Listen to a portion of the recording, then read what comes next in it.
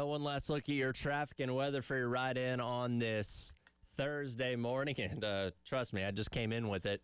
There's a lot of traffic on I-20 eastbound with a accident that's blocking several lanes at Monticello Road or I-20 eastbound. Right lane's currently blocked as of right now, so expect heavy delays on your way in. Decker Boulevard near Two Notch Road, also another accident there. Also have Kelly Mill Road near Stallion, and then Two Notch Road near Fontaine. Today's sunny with a high of 76. Tomorrow, sunny, high of 73. Saturday, sunny for game day with a high of 71. That's traffic and weather from the Wetzel's Automotive Traffic Center here on The Game.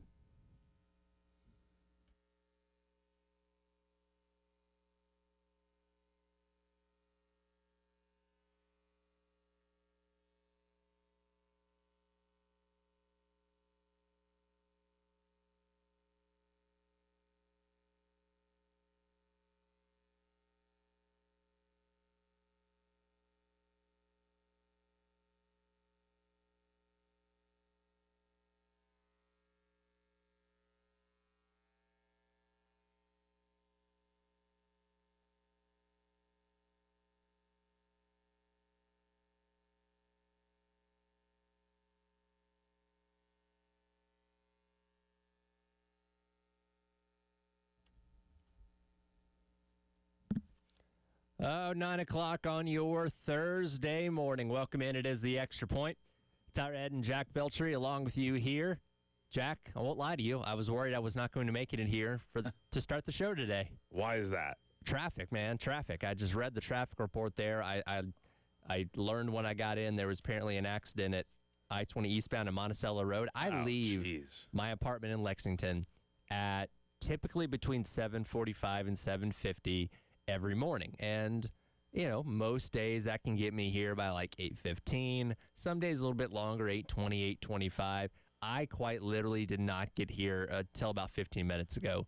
I was actually worried I might miss the start of the show because of how bad traffic was. Meanwhile, there was no traffic on the way in for me. Well, but then again, skipping a jump away, yeah, man. I live like 2 blocks down the road, so it's not that bad. But no, I'm glad you're here. Glad we have another great show coming up today. We got plenty to talk about. Getting ready for this game. And has our mood changed on South Carolina and their chances to win this game? You know, I was looking at ESPN's matchup predictor yesterday. They gave South Carolina about a 17.8% chance to win. That's a lot higher than I thought. I thought it was going to be like 5 to like 7%. Yeah. It's weird. And I was just talking about this with Terry on the phone a couple minutes ago. And look, we've brought up ad nauseum this week. I'm sure you guys have been writing about it on Gamecock Central too. Like, hey, remember the 2022 Tennessee game? Remember what happened then? You had the terrible game against Florida. You went out there, you beat Tennessee, and nobody gave you a chance in that one. Like, we bring that up. You know, we talk about Beamer teams getting better as the season goes along, and when they have an embarrassing loss, they tend to follow that up with a much better game. Like, I don't know if it's just us talking about it so much, but like there is a chance they can win. Like it's not impossible. And this college football season as a whole, if you've been watching every single week, will tell you that nothing's off the table. And every single week, at least one top 25 team has fallen to a unranked opponent. In fact, it typically happens multiple times, and likely will happen again this weekend. So it's not crazy to think that it could happen. You just have to like see it to believe it type of thing. Yeah, like I would be saying it a lot more confidently if the offense showed me signs that, like, they can go out there and go drop 30-plus points on this defense, but they haven't. Yeah. Like, they scored 10 points against LSU. They did next to nothing last week and scored 7 points against Oklahoma. Both good defenses. Alabama's not as good, but they're still very good.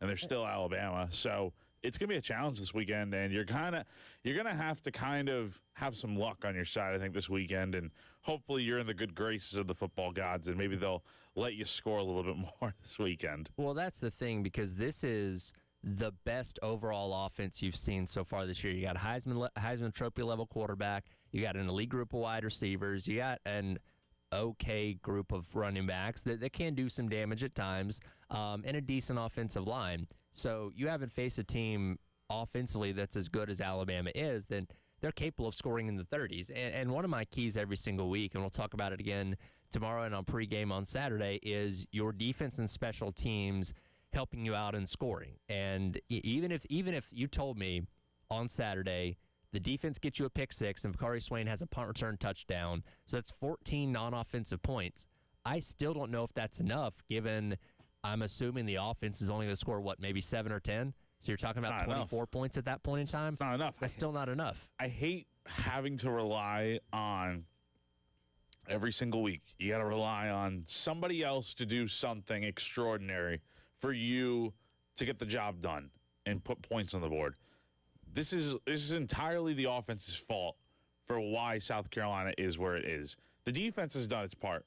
Special teams has done its part. Even despite some of their failures, it's all on the offense at the end of the day, in my opinion. They are not giving you enough of a chance to win the football game. Because how do you win a football game, Tyler? You score more points than the other team. Exactly. And what is the most simple way for points to come? Offense. Yeah. Touchdowns. Run the ball. Throw the ball. Get in the end zone. It's as simple as that. South Carolina makes it as complicated as ever. And it's with the simplest of plays by running the ball up the middle, which does not really work for this team because they don't have a good offensive line to go out there and block consistently enough. And then you're having to bank on your defense to score a touchdown. And then Vakari Swain, who had 3 earlier this year, hasn't had one since the second game of the year. You're counting on him to have a touchdown. Like, that's just not okay. It's not a good formula for success at all. Like, it's nice that you have those weapons in your back pocket, but you can't bank on them every single time.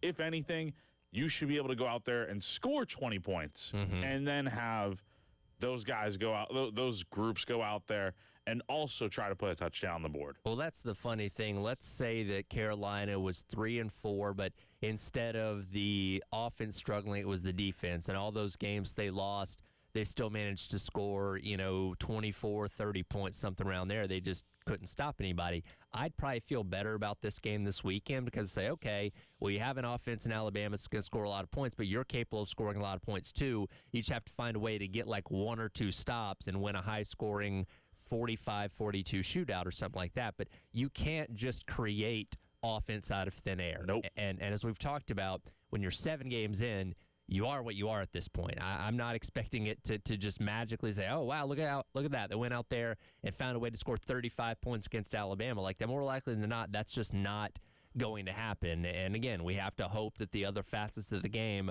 are able to pull a little bit more weight because the offense can't do their job. No, it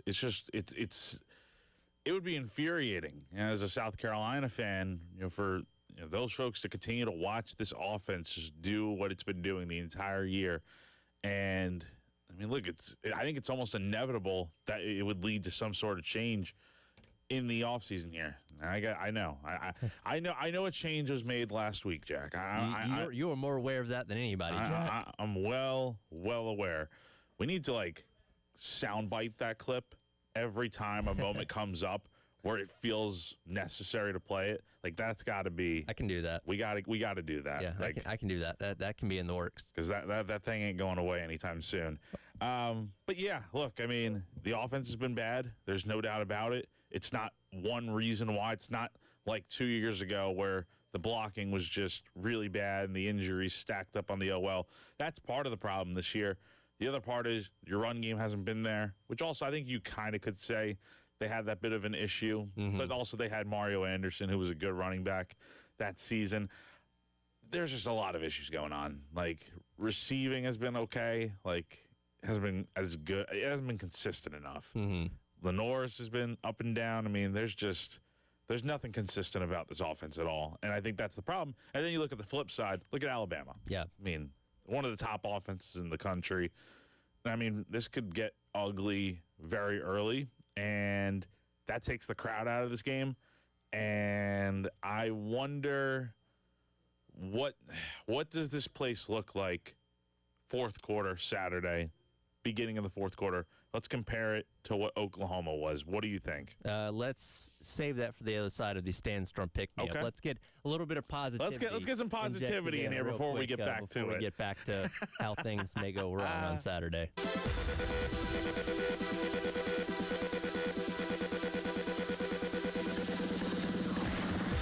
Time to get hyped. Here's your 9 a.m. Sandstorm. Sponsored by George Sink Injury Lawyers. Just call all nines. It is time for your 9 a.m. Sandstorm Pick-Me-Up, brought to you by South Carolina's largest injury law firm, George Sink Injury Lawyers. If you've been hurt in the car or at work, call George Sink now at 803 all nines. I think it's an interesting question to bring up, kind of what the crowd dynamic's going to be on Saturday, because Bill and I talked about this yesterday on the halftime show, and we legitimately asked the question, like, hey, is there anybody out there that's just straight up not going to go to this game? And we actually got a lot of responses from people saying, hey, I either sold my tickets or I'm not using them. I'm not going. I'm just going to stay out in the parking lot and tailgate. Or I'm going to stay home. Like, there seems to be a fair amount. And I get it. We have a very small sample size. It's not the representation of the entire 80+ thousand people that pack in every single week, but there are at least a decent amount of people, it seems like, that say, you know what, I don't feel like it's worth going this weekend. The one caveat is it is homecoming.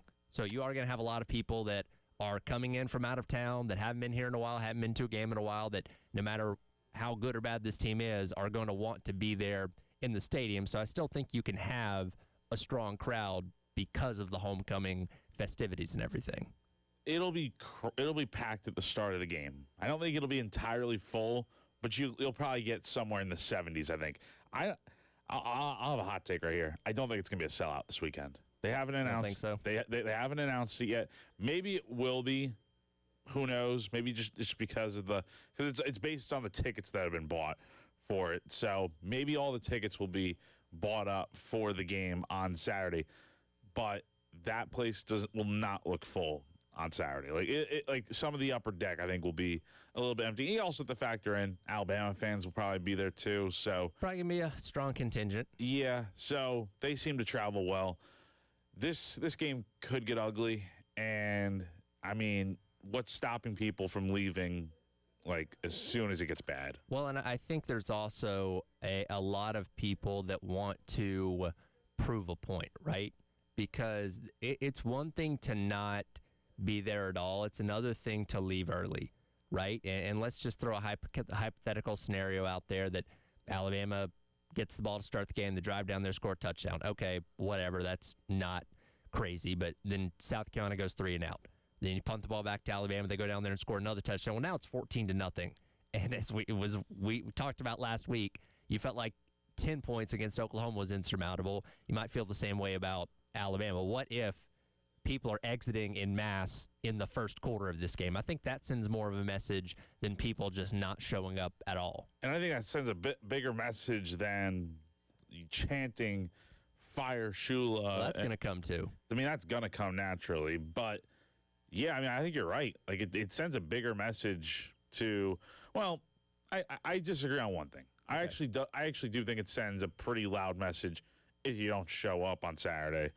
Not advocating for that. I'm just stating a simple fact here that I think it would send something. But at the same time, if all those tickets are bought up, then the money's still coming in. So I don't think that really matters at the end of the day. But from a football standpoint, yeah, it would not be a good look if that place weren't 100% full. Like if there's a lot of emptiness out there, kind of like what it was in that fourth quarter on Saturday, that's gonna be a big red flag in my opinion. Quick look at the injury report. Not a whole lot of names on this one for South Carolina. Of course, we know from what Beamer said on Tuesday, Case Henry going to be out for the remainder of the year.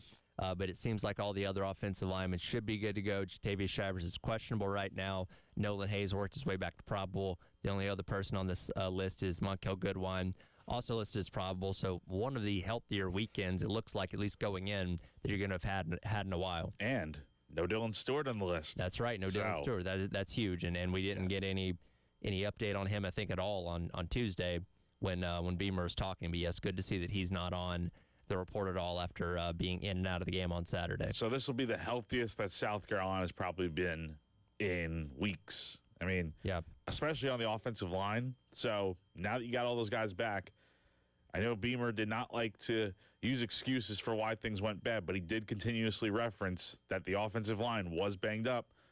How's that going to look this weekend with all those guys besides Case and Henry back? Well, and we've talked about it. Like, yeah, Casey Henry's probably been your best offensive lineman so far this year, but like, I don't think it's been like a crazy drop off with Tree. Like, No, I think it's it hasn't been comparable. it hasn't been as noticeable of an issue at all. Sure. The other spots in your offensive line have had more Yeah. issues than right tackle. Yes. So I wouldn't say that you can use we don't have Case and Henry as like an excuse No. if things are bad this weekend. Nah, that excuse does not exist around here. So We'll continue to look at Alabama and see how Carolina can maybe make some things happen as the show goes along. But we'll get into Mike Shula and what he had to say about Lenore Sellers and his utilization in the run game coming up next, because starting to ask some interesting questions about how they're viewing Lenore Sellers this season. It's coming up next. Extra Point, Tyler Head and Jack Beltry on your Thursday on the Game.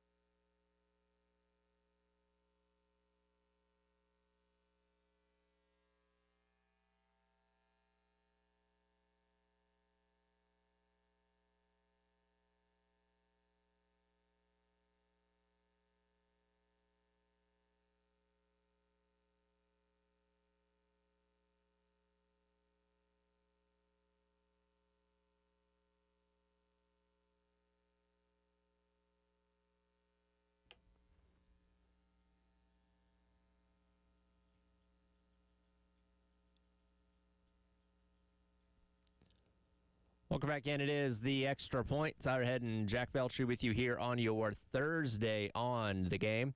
Yesterday, as they do every Wednesday during game week, we heard from coordinators Mike Shula, Clayton White, and Joe D.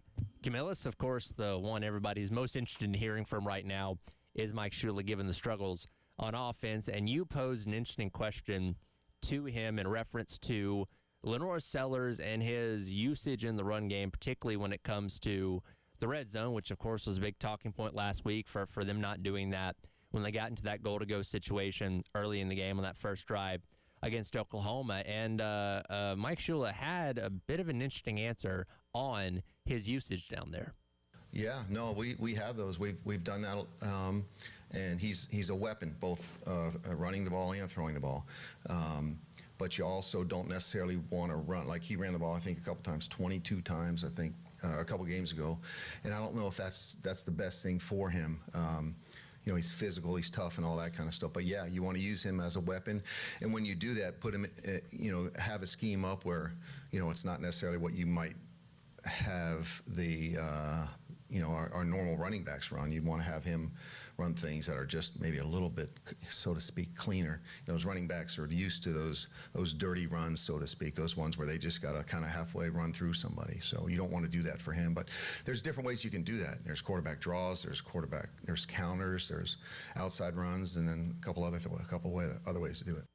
And he's right. Against LSU, Sellers did carry the ball 22 times in that game. Now, part of that was the 5 sacks that he ended up taking on in that game, so his numbers weren't all that great, but that was the most attempts he had so far this year. But, we were talking about this a little bit yesterday.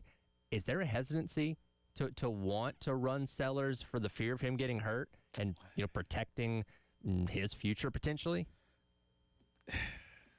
I don't want to assume, but after hearing that answer, it kind of feels like they're not using him to, how we talked about the other day, throwing the kitchen sink out there, doing everything you possibly can do on offense to go out there and win football games. Well, I think part of that has to be running Lenore Sellers, letting him kind of cut loose a bit and just do what he does. And I think after hearing that and kind of just seeing the way it's looked on the field this year, I think there's only been like 1 to 2 games where he's actually really looked good running the football like he did last year. I think it was Virginia Tech and Kentucky. Besides that, it has not felt like that at all. And you hear that response yesterday, it kind of does make you think and feel that they're just not using him to his full extent that worked so well for him last year. Well, and you couple this with what Sri Babalati said earlier on in the week where he was asked about the offensive line wanting to improve, and he said, we're trying to make sure he goes to the league in reference to Lenore Sellers. And you can take that a couple of different ways. One is like, hey, we want to give him the opportunity to show what he can do, but also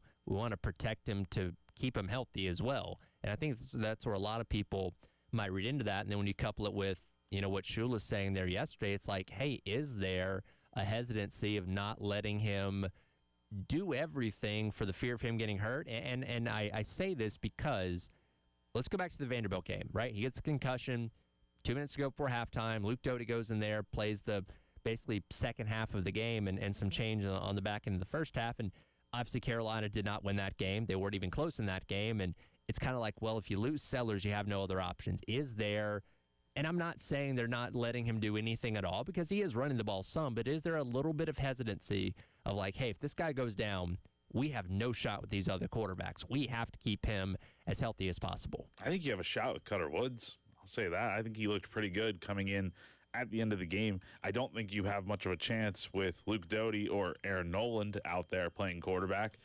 And I understand that. I do understand that take and that sentiment that you got to keep him healthy. Well, the best way to keep him healthy would be to block up front and protect him like Shree said. But you're not getting that right now, not consistently enough, and that's what's going to get him hurt.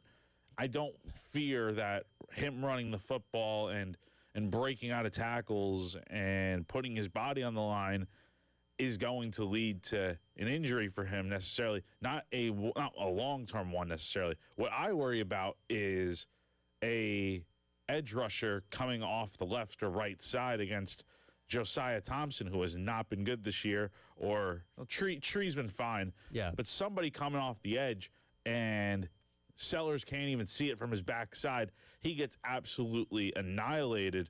And then it's like, oh, man, he's got broken ribs and he's, done for the year. That's what would worry me more so than letting him run the football a little bit. So I think that's the issue here right now. That's a good point that you bring up because I think you're certainly more concerned with the things that he doesn't see coming as opposed to, all right, he's now one-on-one with a free rusher in the backfield. I feel like I like my chances of Sellers being able to get out of this and make something happen as opposed to, like you said, somebody coming off of the blind side and just cleaning him out from behind or something like that. Yeah, that would be what worries me more than anything. And he's taken some shots this year. He has. And I wanted to ask this yesterday to Mike, but we kind of ran out of time. Like, the question would have been, how have you noticed what stood out about Sellers' demeanor when he's come back to the sideline, or just looking on the field, since you're on the field, seeing him out there? Like, is he frustrated after taking these sacks? Is he not happy on the sideline? Is he the same guy that he's always been and not letting it affect him? Like, what does that look like? Because I can imagine, man, after taking that 5th and 6th sack the other day, that's got to be kind of infuriating, just because you're trying everything you can to be successful on offense, but then you're getting hit time and time again, and it's like, and some of them are on him. Let's be honest. Some of them are not just all on the offensive line.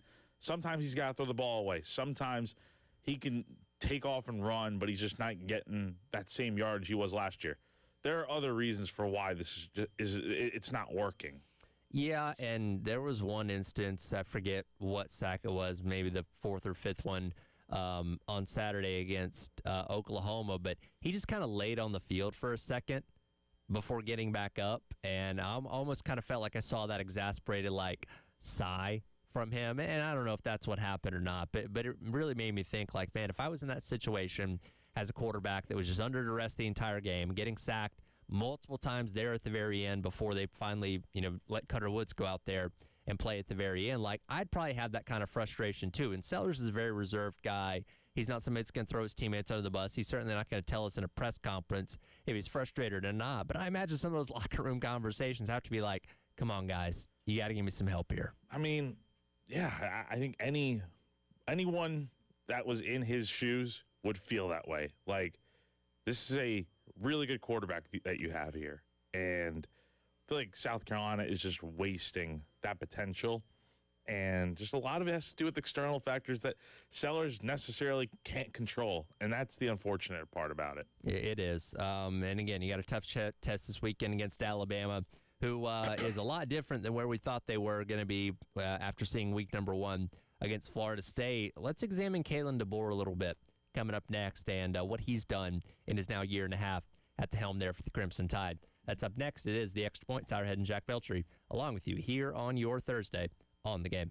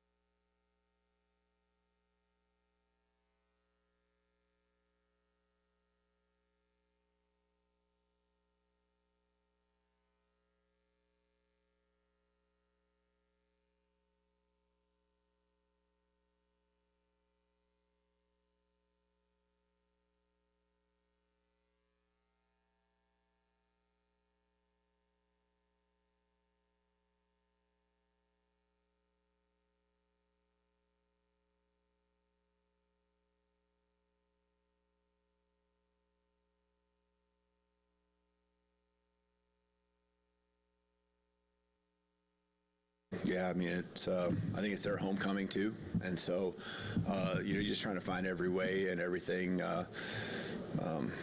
to present a challenge to our guys, and what they're up against, and I think again, going through the experiences we've had together, our guys understand we are going to get everyone's best shot.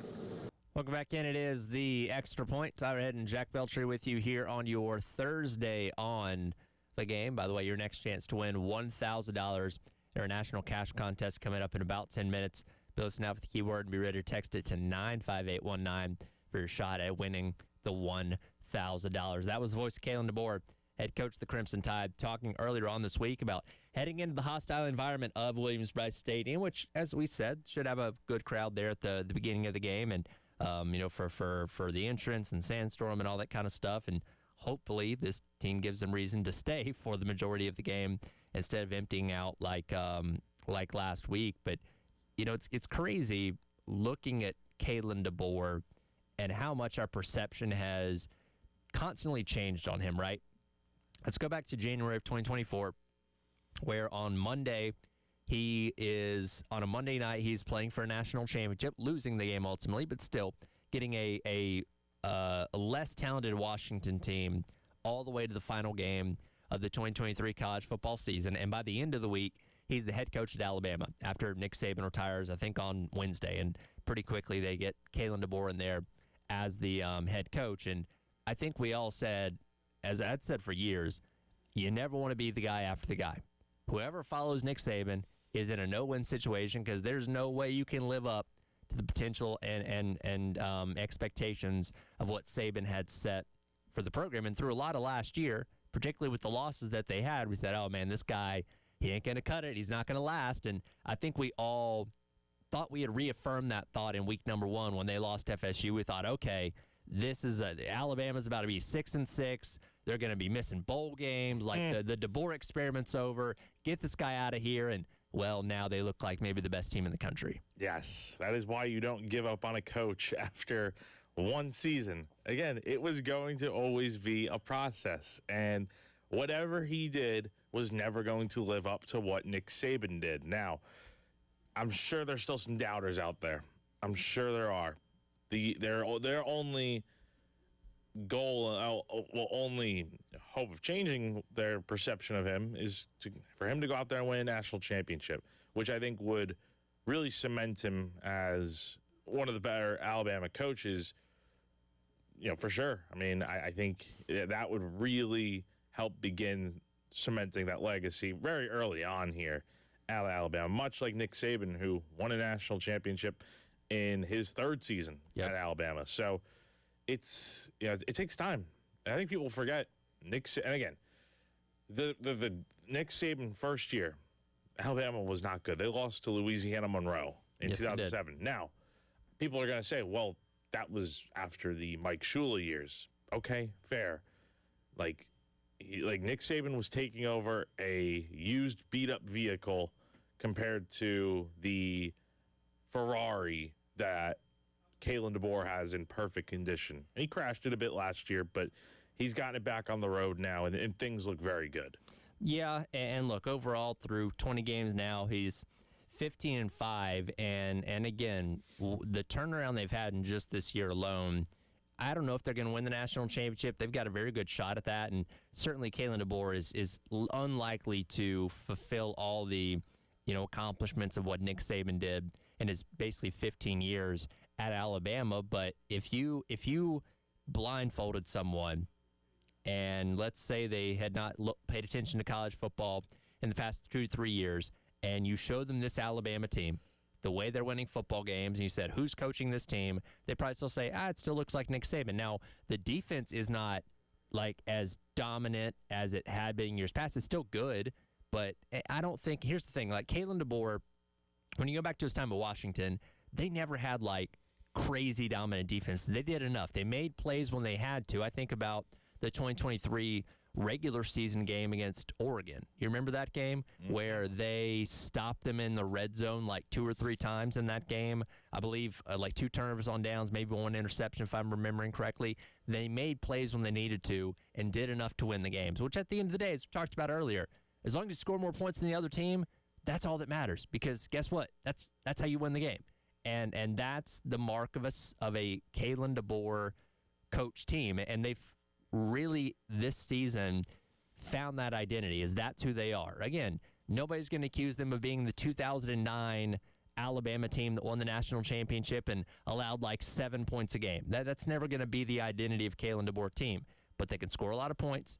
They can make enough plays on defense, as they did last week against Tennessee. Like, I can't think of one of the biggest plays of the entire year being the pick six right before halftime, which swung the game from potentially being a 2-point game to being a 16-point game. They just have a really good team. It says a lot that they were able to retain so much of last year's team after most people would say if that were their team that went 8-4 last year, that would be a pretty good year. If you give South Carolina that record more times than not, they'll take it, right? But Alabama's different. They expect excellence. They expect to win national championships. And for those players, most of them to stick around and believe in what DeBoer's doing and not lose a ton of guys to the portal, I think says a lot about the culture that they got going down there in Tuscaloosa. It may not be Nick Saban, but DeBoer's doing a really good job, I think. And it says a lot about him, too, because I'm sure he wasn't Bama's first choice, right? I mean, I can't even imagine how many coaches probably turned this job down just because of, like, everything that comes with being the guy that follows Saban. Nobody wants to do that, even at a great school like Alabama, where you have unlimited resources, where you're going to have the best facilities, you're going to have top players, but there's so much pressure that comes with that job. And I think that was on full display last year. And give credit to Kalen. It didn't seem to rattle him all too much. The results in the field weren't the best, but now you're seeing the reaping the rewards of why you brought this guy in. What he did at every other school that he was successful at, you're seeing it translate over here. Still a long way to go in the season if Alabama's going to play for a national championship. A lot of big games to come, but this has definitely been a big step in the right direction just because they're world beaters right now. They're beating quality teams week after week. Now, the one thing that's been the Achilles heel for him, as we've talked about a lot, and this is kind of going back to the where you find hope if you're a South Carolina fan going into this weekend, is when he does lose, it is more often than not when he is a heavy road favorite, as that's pretty much what all of his losses at Alabama have been so far. And I'm double-checking on this. The only loss they've had that was to a team that was ranked, I believe, was the Tennessee game a year ago. Yeah, that was the only time out of the 5 losses that he's had where they lost to a team that was ranked. Vanderbilt was unranked. They were heavy road favorites.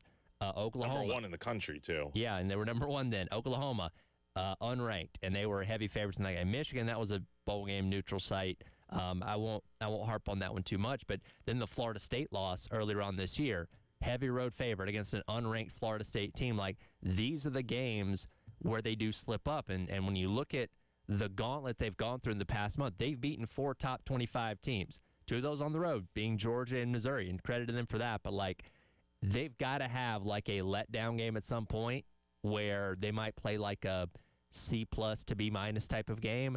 That's what you're hoping for on Saturday. They've just been so worn down from their past 4 games that you can take advantage of that on Saturday. You hope so. You hope so that they have a slip-up along the way. You got to force turnovers, got to force critical mistakes on Alabama's part, and you got to do something offensively. Like, you can't expect to win this game without that. Like, you have to score points to win. Look at Oklahoma last week. They committed 10 penalties, yet they still won handedly. Like, it made no difference how many mistakes they made. They were still going to win that football game by multiple scores. And if you're South Carolina, you had less mistakes in that game. But can you put points on the board? That's what's missing here.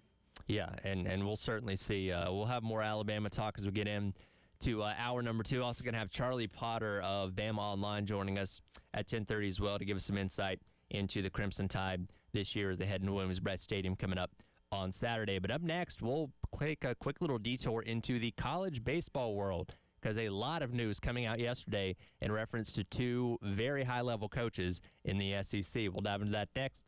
It is the Extra Point. Tyler Head and Jack Beltry with you on your Thursday on the game.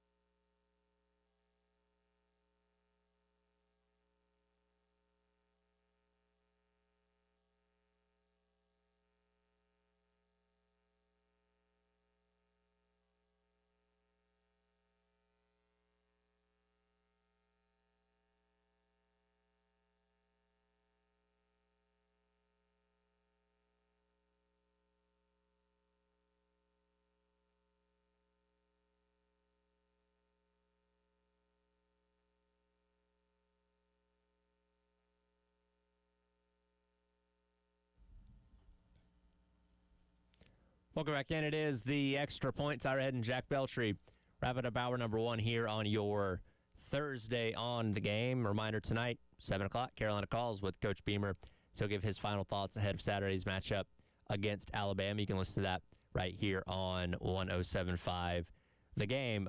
Yesterday, we finally got the confirmation that, yes, indeed, Tony Vitello, the now former head coach of the Tennessee Volunteers, winning them a national championship just a year ago, is headed to the major leagues as he'll take over the manager role for the San Francisco Giants in a move that's quite frankly unprecedented. Nobody has ever gone from being a college baseball head coach to a major league manager with no prior MLB experience before, but the Giants are taking a gamble on a very, very good college baseball coach in Vitello. It's crazy. I mean, it's wild to think about that this has never happened before in baseball, because you've seen it in basketball, you've seen it in football, and sometimes it doesn't work out, and we'll see how it works out with baseball, just because we've never seen anything like it's unprecedented. But Vitello, I'm sure it was extremely tough to leave Tennessee.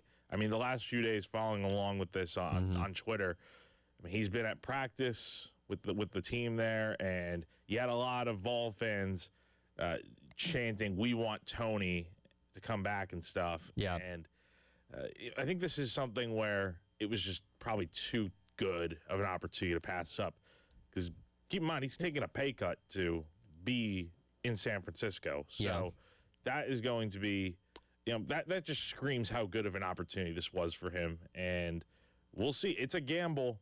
Sure. But then again, having Buster Posey run your organization is also a bit of a gamble, because he's a former player. I think about this a lot, like, when Dawn Staley was interviewed for the Knicks job over the summer, and she said, being honest about it, like, hey, if they offered it to me, I would have to take it. Like, how can I not, right? For one, it'd be a trailblazing opportunity for a woman to be a first-time head coach in the NBA, but, like, that is the National Basketball Association. That is the biggest of big times and a huge brand in the New York Knicks that would have been offering Dawn Staley that opportunity. And same thing can be said here for Tony Vitello. And look, the Giants obviously are not as great as they once were, but that's still one of the most renowned organizations in all of baseball. And you have an opportunity as Vitello to be a trailblazer. Like, again, this has never happened before. And you could start, if you're successful, an entire wave of this becoming the future, and they would look at you as the catalyst for that. So, as much success as he could potentially have in college baseball going forward, as maybe one of the all-time greats if he keeps winning national championships, if the big leagues come calling and give you this opportunity, you can't turn it down. No, you can't. And if it doesn't work out in the big leagues and the Giants eventually fire him or whatever down the road, then I think he's going to have an opportunity to come back to college baseball, coach wherever he wants. And on the flip side, Tennessee is in an interesting position here, because I think 99.9% of people who have followed this program would think Josh Elander, who's been Tony's right-hand man for years now, going all the way back to being when they were at TCU together, this seems like it should be his job, right? Yeah. But Danny White, the AD at Tennessee, did not make that happen. It was not the immediate move. Elander is going to be one of the candidates up for this job, being interviewed. He was not given the job right away. And Frank Anderson, the pitching coach for Tennessee, has been named the interim coach in the meantime. So a little bit strange because it felt like the obvious move to have Elander be that guy, because you see all the players kind of campaigning for him to be the head coach. Think about how 2 years or back in last year, before the 2025 season, when Carolina was looking to hire a coach, all the players were campaigning for Monty Lee to become that guy. Right. That's kind of what it's like here with Elander, but very interesting that it feels like the obvious hire to have Elander, because then you're able to kind of keep intact all the recruits that were going to be here under Vitello. You're kind of running the risk of having to lose all those recruits potentially, unless you hire the right guy to come in. I kind of think about this as like, what if a football coach left in the middle of spring practice? Because you're in the middle of your fall season right now. You've been out at Founders Park last couple of days covering what's going on with Gamecock baseball. Tennessee's had their scrimmages. If you saw the clips and videos from the other day of Vitello being there in reference to the rumors surrounding the Giants' job. So, yeah, think about like if your football coach left at the middle of spring practice and how much scrambling you have to do. Yeah, there's still a couple months to go before the season ultimately gets here, but you have an idea and you're locked into what your season's going to look like, the players that you have, and now your head guy is gone. Like, that's a worrisome thing if you're a Tennessee Vols fan. I'll be very interested to see what they do hiring-wise here and when they hire a coach, because keep in mind, Tyler, if they don't hire Elander, they have a slew of options. Pete Nakos of On3 came out with the hot board. There are a lot of current sitting head coaches on here. Actually, 2 former Gamecock assistant coaches, Skylar Meade and Justin Parker, who are at Troy and Mississippi State, respectively. But imagine Tennessee hires a sitting P4 coach. I mean, it's going to have a trickle-down effect. Sure. Because then that school, like say... Well, like we talked about yesterday with the, college football coaching cycle, you start hiring guys away that are already head coaches when all those jobs come open. Like, imagine, let's say, for instance, Tennessee hires Wes Johnson from Georgia, right? Yeah. Like, that's a really good head coach that has had immediate success in Athens. You hire him, and it's like, oh, man, well, now Georgia's got to go out there and hire a coach. And it just feels like the easy decision is to have Elander be that guy, but maybe there's something that Danny White or somebody else sees that we just don't. But it is strange that they're just not hiring him right out of the gate when it feels like the obvious decision.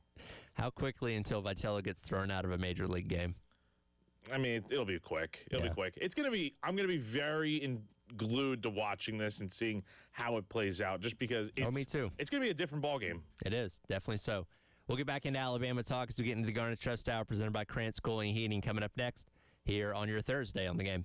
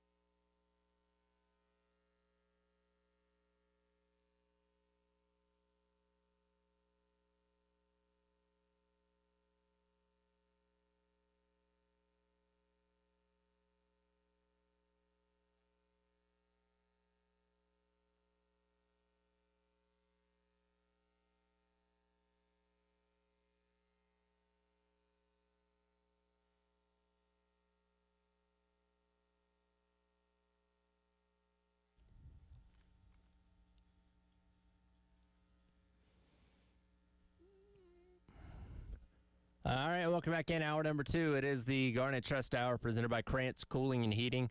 It's our head, Jack Beltry. Wes Mitchell will join us in a moment. He is tending to some business on the phone, apparently. So he'll jump in here with us when he has a chance, as we'll continue to get you set for South Carolina and Alabama coming up this weekend. Of course, kickoff at 3:30 on Saturday. Coverage begins Saturday morning with the Gamecocks game day with myself and Terry Ford live from Jay's Corner at the corner of Rosewood and Bluff at 10:30. As again, we're looking for areas where Carolina can slip in and try and pull the upset, right? Because that's what this would be. It would be an upset, and there's been a lot of them in college football this year, and we're hoping, because again, they've shown you the ability to do it in the past, we're hoping Carolina has one of those in them this weekend, because if you look at the next 3 games, which again, if Carolina wants to go to a bowl game, they have to figure out how to win one of the next 3 games to avoid getting to 7 losses. A home game is probably going to be where I like to feel you have your best opportunity. Even if it's against a top 5 Alabama team. You mentioned it earlier, Tyler. There were times last season where, and last year doesn't necessarily apply to this year, but for reference, there were times last year where Alabama went into a hostile road environment as a big favorite and lost to an unranked team. Vanderbilt, Oklahoma, games along those lines that it's still hard to believe that Alabama lost those games. Can the same happen here? It was, when that Vanderbilt game happened, Alabama was rolling. I mean, they had just beaten Georgia at home in a shootout, a real classic of a game. And the next week they go to Vanderbilt, lose, and the rest is history, as we all know. Can the same happen here? I'm not sure. I think this Alabama team is really good.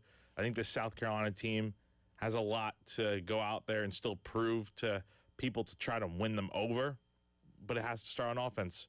You need to score points to win this game, and I think Alabama's going to probably put up 30 to 40 points. Can South Carolina match that? Odds would say no, but crazier things can happen. And that all starts for Alabama with, of course, Ty Simpson at quarterback, and we'll get to Clayton White's comments on him here in just a second. In an order of 1 through 3, how would you rank the quarterbacks that Carolina's played so far this year? Like, who's 1, who's 2, and who's 3? So they played Garrett Nussmeier. Yep. Bo Pribula. Yep. Kyron Jones. Yep. Diego Pavia. Cutter Boley. I would say, and Mateer's up there too. I would say Pavia 1. Okay. I would say, just based on what they've done this season, I would say Mateer 2. And then 3, I would say Nussmeier.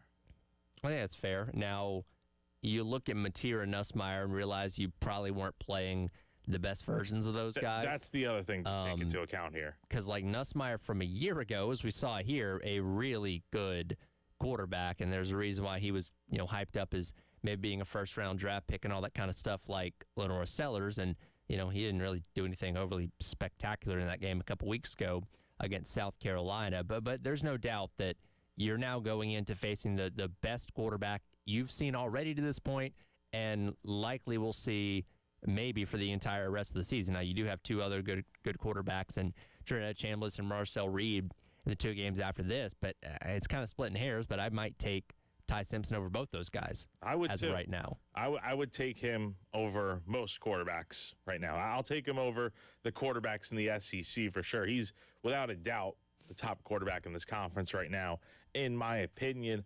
In the country, you can make arguments for different guys, but I feel very confident in saying that Ty Simpson's probably the top quarterback out there right now. And with that, the Heisman Trophy frontrunner, just because he's played so well this season. So how do you prepare for a guy like Ty Simpson? That's a question that Clayton White was asked yesterday when talking to the media.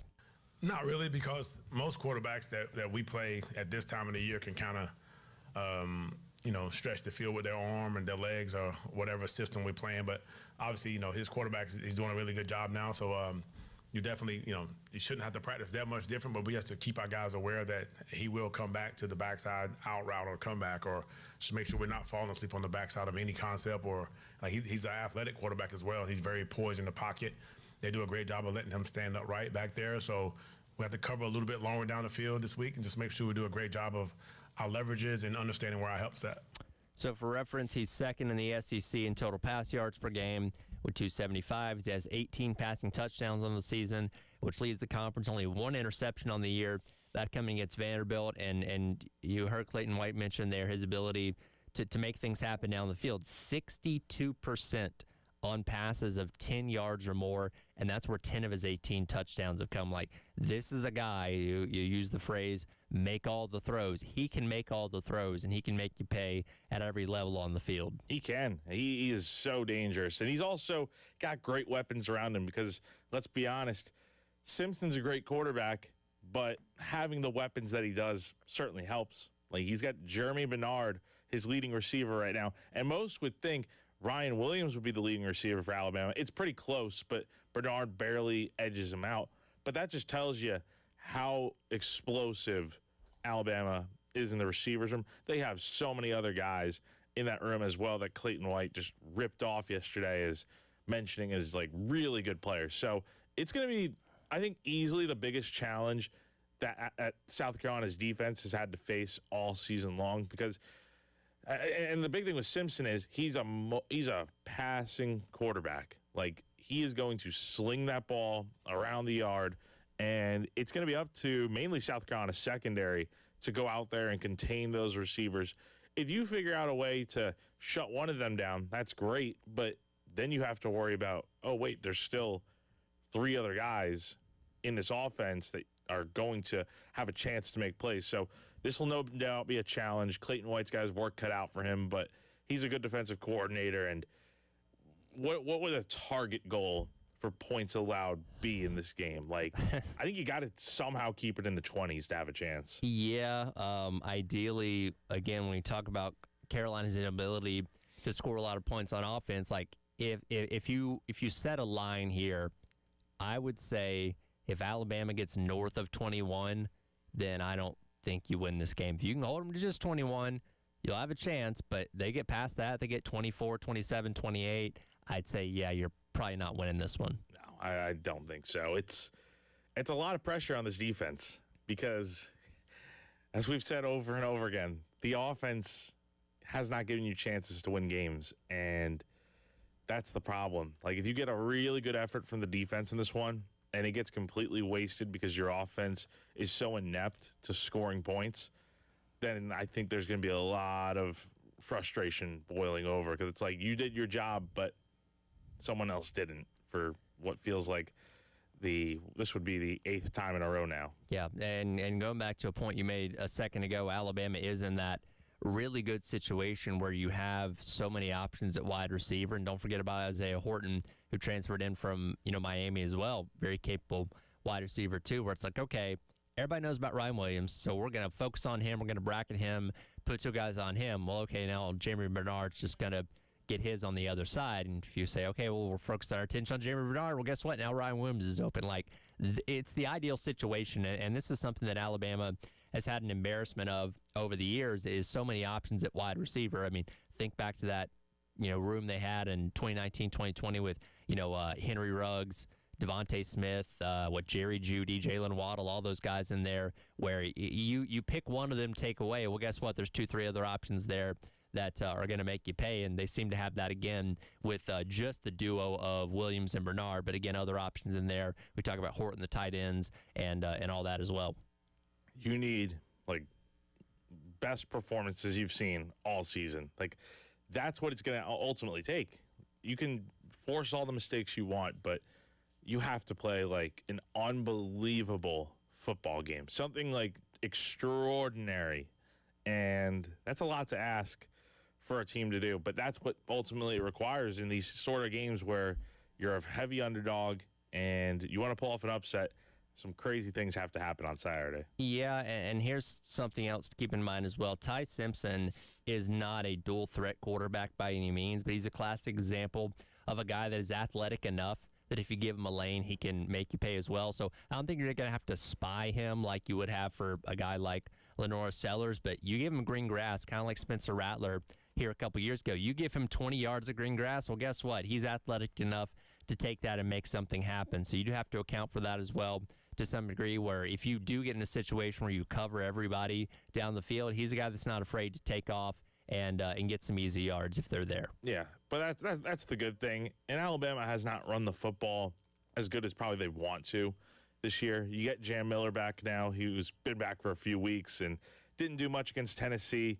Has had some pretty good games this year. So stopping the run will always be South Carolina's first priority. But in a game like this, I think more than anything, slowing down the passing game does that flip, you think? I mean, I feel like the passing game is going to be the priority to slow down this game, even though every game it does start with stopping the run. It is, and this is where you worry because, again, we give credit to Carolina's defense because they've been good enough to keep them in pretty much all these games so far this year. And, again, if you had Sellers on offense for the second half against Vanderbilt, who knows what happens there. Maybe it's a little bit closer.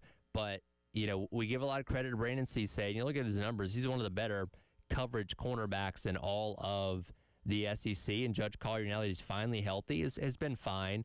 This is where these guys really get tested, and it wouldn't shock me if those guys struggle because they've not seen a receiving core this good at any point so far this year. I hope they don't. I hope we will say, man, those guys really held their own, and they were able to keep those guys in check and not let them, dominate them. But this is going to really stress that secondary, which has been one of the strong points of your team so far this year. Yeah, again, we're laying it all out there. It's going to be a challenge, unlike anything this team has faced all year. But maybe that's a good thing. Maybe that it's going to be a huge challenge, and nobody's giving them a chance. Maybe that's what they need to go out there and play well this weekend. Again, for whatever reason, sometimes when everybody's completely down on them, nobody's giving them a chance, that's when South Carolina does indeed play their best. And for the benefit of all of us, because we'd much rather be coming in here on Monday talking about a win and talking about positives than having to harp on negatives once again, that'd be great. I don't know how likely that is, but it'd be great if that happened. We'll get into what Clayton White had to say about Alabama's ability to run the football and the struggles Carolina's had the past couple weeks with themselves and run defense. Coming up next, we continue to break down Alabama ahead of Saturday's matchup with the Crimson Tide as the Garnet Trust Hour, presented by Crane Cooling and Heating, rolls along on your Thursday on the game.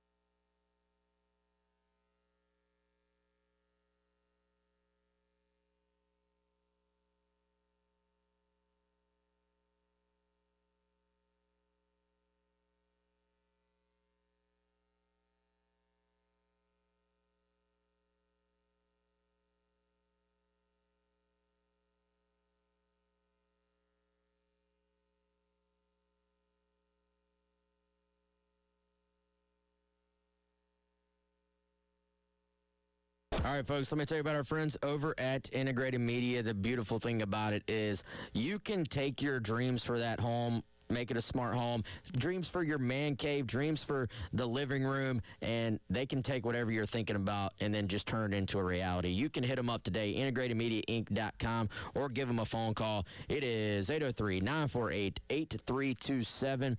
Their services include basically anything to do with your TV, your surround sound, your smart home services, or securities and cameras. If you work from home, for me, it was all about my home office. Didn't really have a great connection to the Wi-Fi. Needed hardwired internet, so they came in. They ran Ethernet throughout the home into my office, into my wife's office, and made sure we had a great connection there. And then we went a step further with whole home Wi-Fi. They can also hang TVs. They can hide the wires for you, and they can go all in on that man cave too. Hit them up today. Again, for more information, integratedmediainc.com.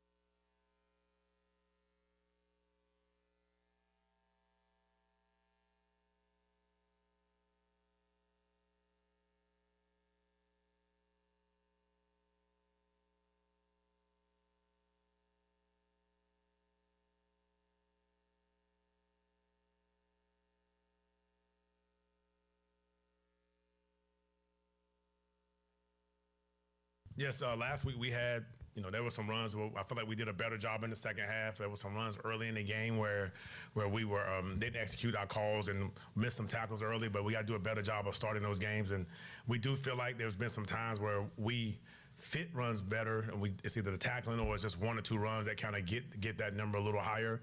But we're definitely grinding on it. We definitely want to be a team that's consistently stopping the run for 4 quarters for a whole season. Welcome back in. It is the Garnet Trust Hour presented by Krantz Cooling Heating.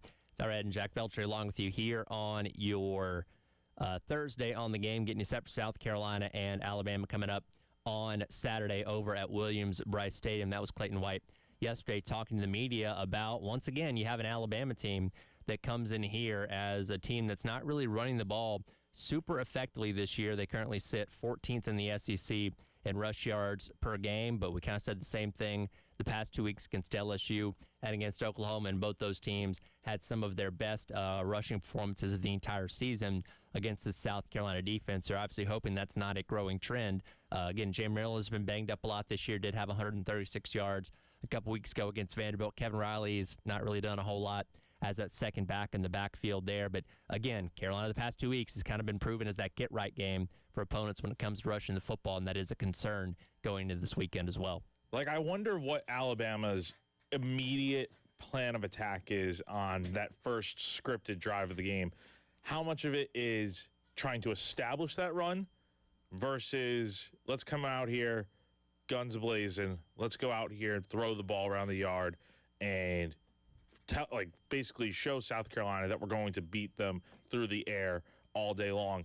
It'll be interesting. I mean, you need to run the football as well. You can't just be one-dimensional. But if you're throwing the ball really well on Saturday, early on in this game, I think that's what Alabama's going to try to do all day long. I feel like there's going to be a lot of testing that on that first drive for Ryan Grubb and trying to kind of feel out what he's going to be able to get away with when it comes to running the football and trying to get a sense of, what's possible against the South Carolina defense that, again, has shown you at times, again, going back to the Missouri game, that they can be run on quite a bit. And, again, hopefully that's not the case this weekend, but we'll see. Yeah, guys, I got to say, Ryan Grubb, kind of how they structure things with this Alabama offense. Like, if you go and watch several of their games this year, they just do a fantastic job in terms of finding some balance. Like, they actually are not the best rushing offense right now. Interestingly enough, this is not old school Saban football. Like, this is not run the ball and stop the run. Their defense is not really that just sewed up in terms of stopping the run either. They're very opportunistic, but they're not just locked down. But in terms of, in a lot of ways, what they do on offense, I think is kind of what Shane Beamer envisioned for South Carolina's offense originally when you kind of hear this idea of a pro-style scheme. And I know that the definition of pro-style just keeps morphing and keeps changing, and it doesn't really mean what it once did. But when you look at the fact that they will go under center at times, they will go into the pistol at times, they will they'll use spread formations, but they'll also use condensed formations, very play action heavy. You're talking about, some complex route concepts as opposed to just the idea. You look at some schemes, hey, we're going to keep this simple. We're going to make this as simple as possible on our quarterback. You look at other schemes where they're going to say, hey, we're going to try to make this look as complicated as possible for the defense and throw as many things at you. They're much more towards the complicated, the complex side of things. And then you look at a lot of college offenses, and they're all about tempo, speed, no huddle. Alabama is more about let's get to the line of scrimmage, let's survey what's going on, let's shift, let's motion, let's change the play at the line of scrimmage. And Ty Simpson, honestly, one of my favorite quarterbacks in the country to watch right now because this dude has complete command of what they do. 18 touchdowns, 1 interception. But these aren't just short screen passes to the perimeter. Like, he's putting the ball in tight windows, but still has only thrown that 1 interception. Yeah, we mentioned earlier, 10 of his touchdowns that comes on throws, 10 or more yards down the field, completing 62% of those passes. Like, this is a guy that, again, those NFL scouts say can make all the throws, and he's somebody that, again, looks like the best quarterback in the country as of right now, and certainly capable of beating you just through the air. But if they get the running game going as well, at that point they become a a train rolling downhill. It's going to be really hard to stop. An unstoppable force at that, and that's the key. And I will be interested to see what this offense does look like in the early stages of this game. Where does Ryan Grubbs try to get some of that run game going, or does he just rely on what works so well for Alabama? And Ty Simpson from week 1 against Florida State, where he just didn't look in sync at all. I mean, he struggled to make some passes that now it's like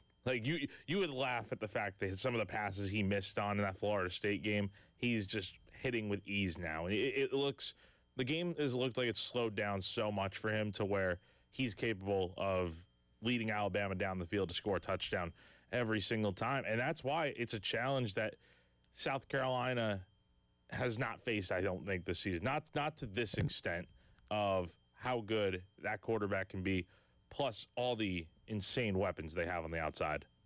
Yeah, it's the best passer you're going to face, the best understanding of concepts, where to get the football, how to change. I mean, they'll change.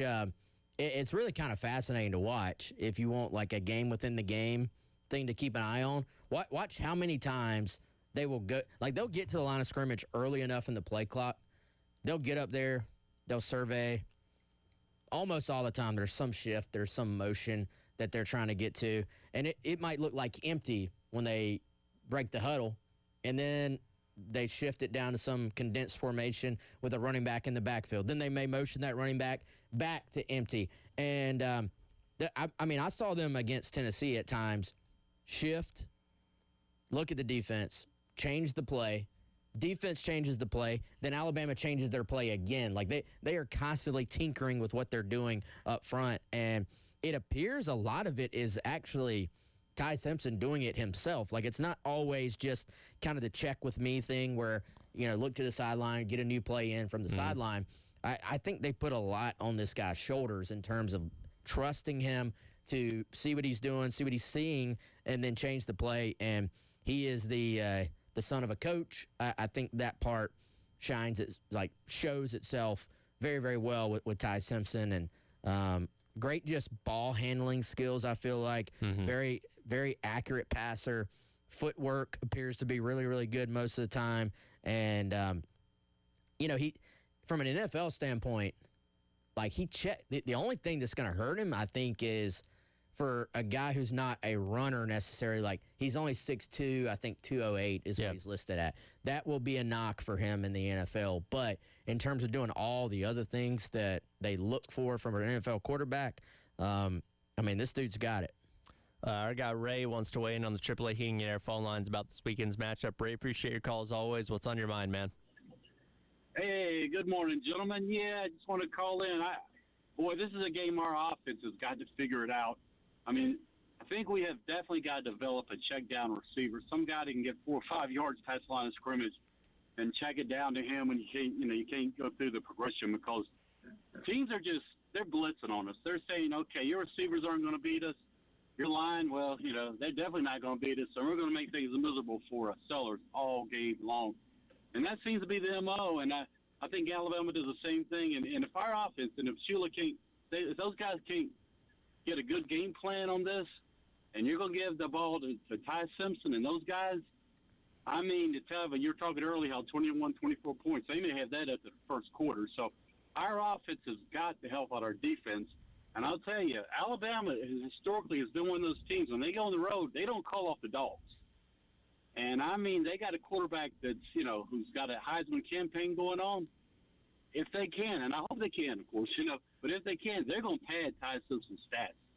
So I think the key is our offense. But, guys, that's what I got to say. Thank you, man. Yeah, absolutely. Appreciate it there. And you're right. It's going to be a challenge on all fronts. I did look it up yesterday, and compared to the last 2 defensive coordinators you went up against, with Brent Venables calling the plays for Oklahoma's defense and Blake Baker against LSU, Kane Womack not quite as blitz happy as those other 2 guys. Does bring it, but not quite at the clip that those 2 guys did. So maybe not as many rushers, but again, this offensive line has had its struggles that even if they're just rushing with 3 or 4, they can still wreak a lot of havoc. Yeah, and I think that was a great call, honestly, because it's a great point that, you look at some games and you're not necessarily as concerned about your opponent's offense just being able to go up and down the field on you. this is a team you're going to have to, like, go out there and outscore. Like, this is not probably a game that gets played to, a 17-10 final or something like that. Like, if you're in a situation like South Carolina has been a few of these games where you're not converting third downs and you're just putting your defense right back on the field against this offense, I think this will be the toughest test to this point for South Carolina's defense. Like, the way Alabama's playing right now, to the caller's point, like, it may not be pretty if you don't get kind of that complementary football aspect to this game. And, this is a defense that has given South Carolina a chance in just about every game they've played this year. But they're going to need some help this week. Like, this is not a defense that's going to just has enough elite players across the board that you can expect them just to shut down an Alabama offense that is as talented as this one. Those wide receivers, it's not just Ty Simpson. Those wide receivers are really, really good as well, can make big plays. And, if the offense is ever going to get going this season, it really needs to start this week. We'll get some more insight into Alabama from Charlie Potter of Bama Online. Coming up next as the Garnet Trust Tower presented by Krantz Cooling and Heating rolls along on your Thursday on the Game.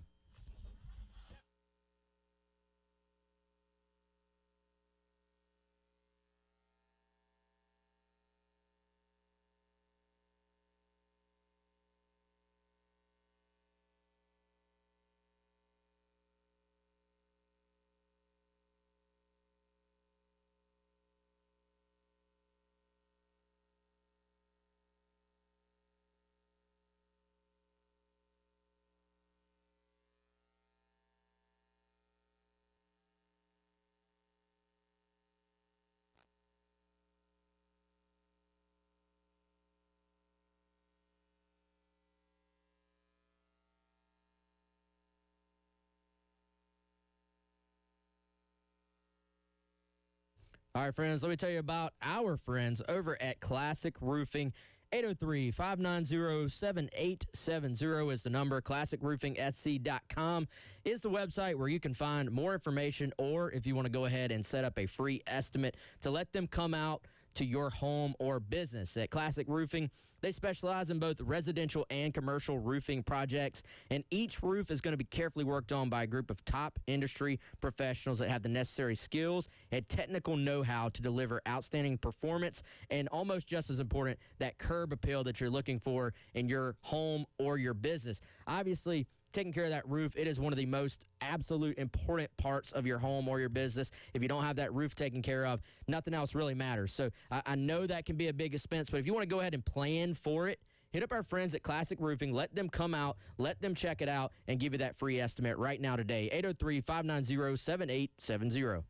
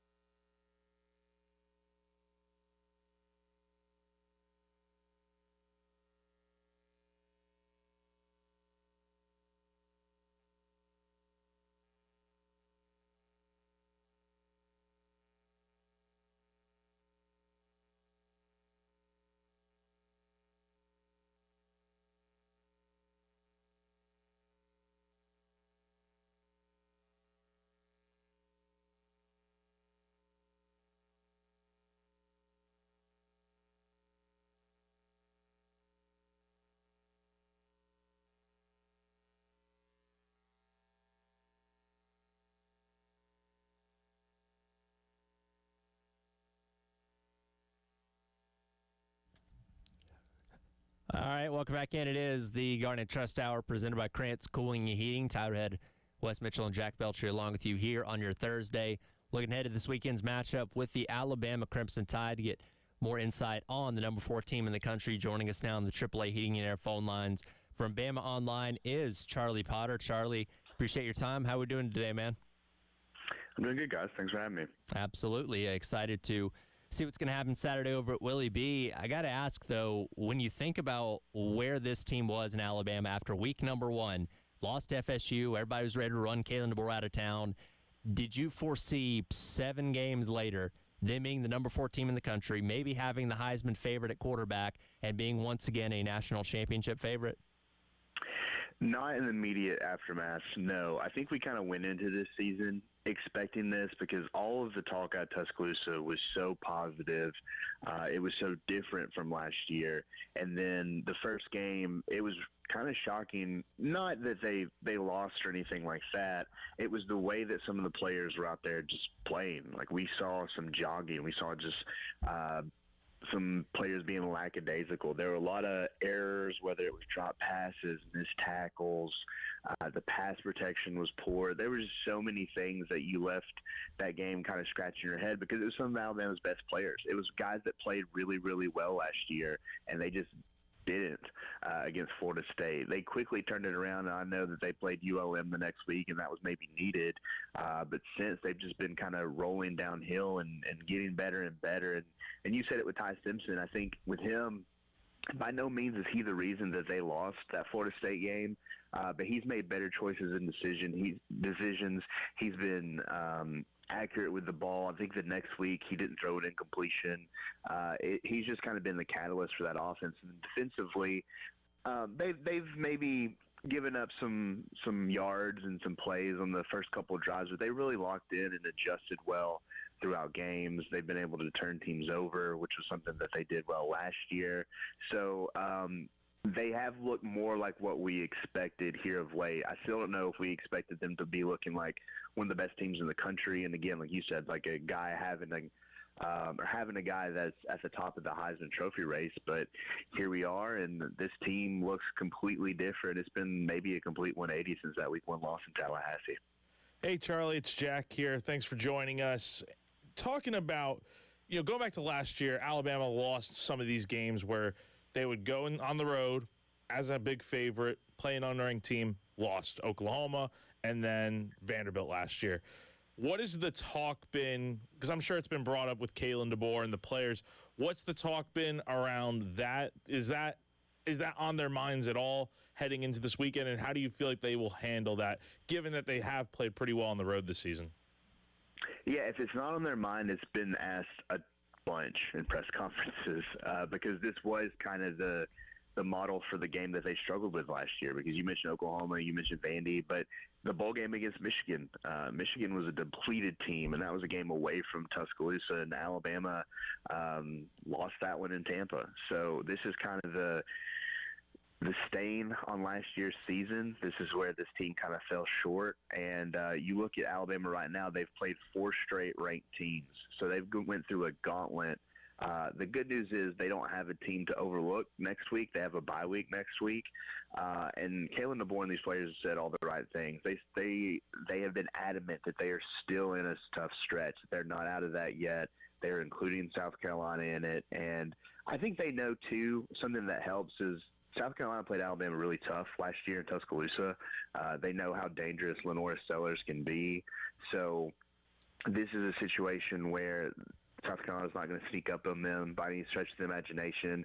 I do think that they don't need to look at like the box score or some of these final scores from the games, but I think overall they're working to not let this one kind of slip away. They're saying all the right things. They've talked about complacency, all that. So right now this team seems super locked in, but I think this is kind of, when talking about like this year's team compared to last year's team, this is almost that final hurdle for fans to kind of get over last year. If they can go into Columbia, win this game, and not let it slip away like they did a couple games last year, I think this fan base is going to breathe a really big sigh of relief. Hey, Charlie, it's Wes. Appreciate you hopping on. I've been very impressed and actually just enjoy watching kind of this Alabama offense and how they operate and just kind of how in sync, I guess, Ryan Grubb and Ty Simpson seem to be. What can you tell us as somebody who gets to watch them every week just about, I guess, what it is that has made it all click on that side of the ball this season so far? Yeah, I mean, like, there's not a lot different on the offensive side. You had some new pieces, sure, but, I mean, the biggest difference is Grubb and Simpson because last year, Grubb left for the NFL. You had Jalen Miller at quarterback. But those two, like you said, they are really in sync right now. And honestly, it hasn't been just a ton of, like, downfield shots. His offense has been pretty explosive, but Ty Simpson is really taking what the defense gives him. I think Ryan Grubb is setting him up with some opportunistic throws. It's not just dinking and dumping it by any means of the imagination, but he's a guy that he's good at reading the defense. He's taking what it gives him. And then he's made some really big boy throws in games. I think where you really see them kind of shine and be at their best is those 2-minute drills before the half. Alabama's been in several of those. I think they scored 35 points in the final minute or so in the first half this season. They are able to go down the field, drive. He's able to be efficient, know where he wants to go with the ball. And Ty can make every throw on the field, so it's advantageous that way. But his decision-making's been really good. And, yeah, those two have just been really in sync. I think Ryan Grubb's thrown a lot at him. We've seen a lot from this offense. How we've seen the Caden Proctor wrinkles where he's running the ball or catching a screen pass or whatever. So I think they still have a lot up their sleeves, but we've seen a lot so far. And I think that the big thing is that Ty Simpson's been in the program. He's a coach's son, all of those dumb cliches, but it's paying off for Alabama because he's able to really learn and absorb this offense and then go and take it and implement it out on the field. Again, talking to Charlie Potter of Bama Online. Got about 2 more minutes here. Let's quickly flip over to the defensive side of the football, and I'm sure as you've looked into South Carolina, you're well aware of the struggles they're having on the offensive line. I imagine this is a game where you would fully expect both LT Overton, Yonze Pierce, those guys are having a really good effect when it comes to rushing the passer to probably have a good day on Saturday. Yeah, I mean, I was looking at all the offensive stats, and I kept clicking on a different category to maybe see a bright spot, and that was never happening, so that's kind of tough. But it's a situation where Alabama's pass rush has been pretty good, but it's been inconsistent. So this could be a day, especially with Yonze Pierre really getting his feet wet and getting comfortable out there, because he's a guy that was really thrust into this role because Quay Russaw, Jamarian Latham, guys they expected to be leading that Wolf linebacker position are out. But he played lights out last week against Tennessee.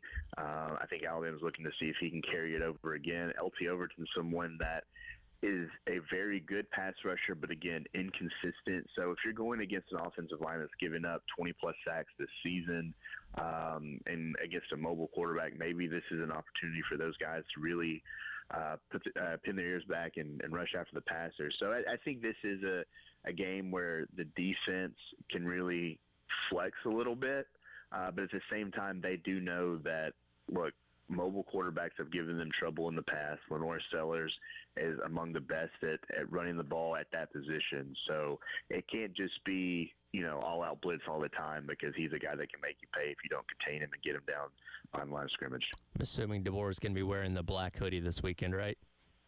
Yeah, and I'll say that you can kind of tell. I think he's getting tired of talking about it. But you think back at Alabama coaches. I mean, Alabama's different than Washington and Fresno State and Sioux Falls. They obsess over everything. And so look how famous Bear Bryant's houndstooth hat is. Look how – I mean, Saban didn't wear it during games, but the straw hat he wore at practice. He had to wear that damn thing every day because that's what people expect. So I don't think we'll see the hoodie change at all. I hope he doesn't go back to the one that has like the semi-crimson sleeves. That was a little bit of an abomination. But, yeah, it's something he's worn for a while now, and I think people are catching on to that. But, yeah, I mean, it feels like even press conferences he's getting asked about it, and you can kind of tell like he's having a little fun with it, but sometimes it's probably a little annoying to him. But I think he knows at this point he has to wear it or else there's going to be a riot. Charlie Potter, Bama Online, football reporter, and now fashion reporter, apparently. We appreciate your time, man. Thanks, guys. Thanks for having me. We'll come back. We'll wrap up the hour. It's the Garnet Trust Hour presented by Krantz Cooling and Heating on your Thursday on the Game.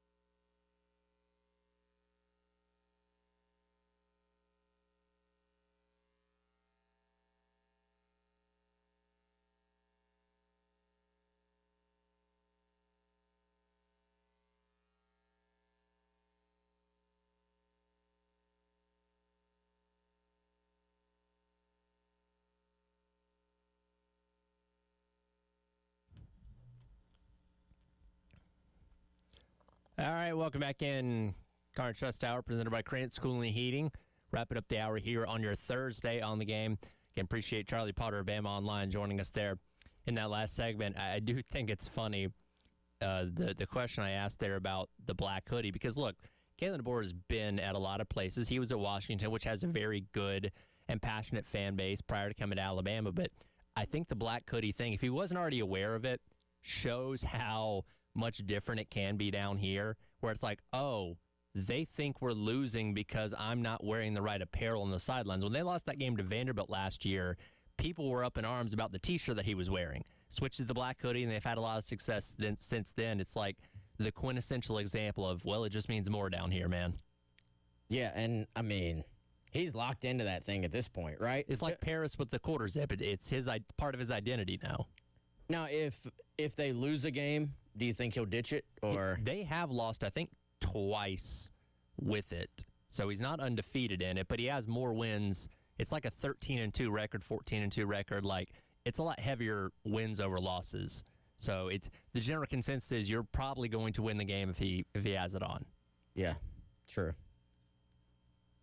Jack has nothing to add to that. No, I don't.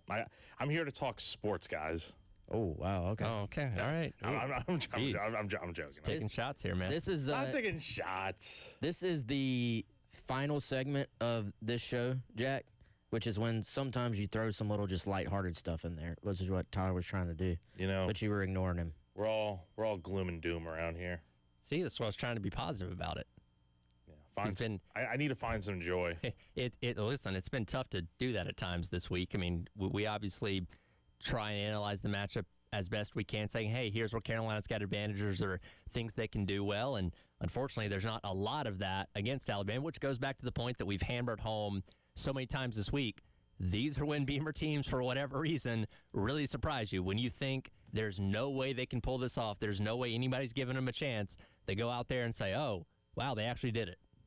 And I do think it is very hard to play to your standard. And I'm talking about Alabama right now. It's very hard to play to your standard 3 weeks in a row, 4 weeks in a row, 5 weeks in a row. So every team has a letdown at some point. And there'll be a game where if you'll know this happens all the time. You're not even watching a game and you see the scoreboard come across and you're like, wait, how is that happening? Yeah. And that's just sports. That's football. Now, here's the thing. If you're South Carolina, Steve Spurrier used to have this saying where he'd be like, give fate a chance, which basically means like if the football gods are going to gift you today with maybe a little bit of luck, maybe a letdown from your opponent, maybe something goes your way, make it matter. You know what I'm saying? Play well enough that you take advantage of this gift. I think if you go back to the Will Muschamp era, then there's a lot of game. You know, they got that. I don't want to say gift. They earned it, but you beat Tyler's Georgia Bulldogs in Georgia, and then you're like, wow, maybe that is a game they can start to build off of.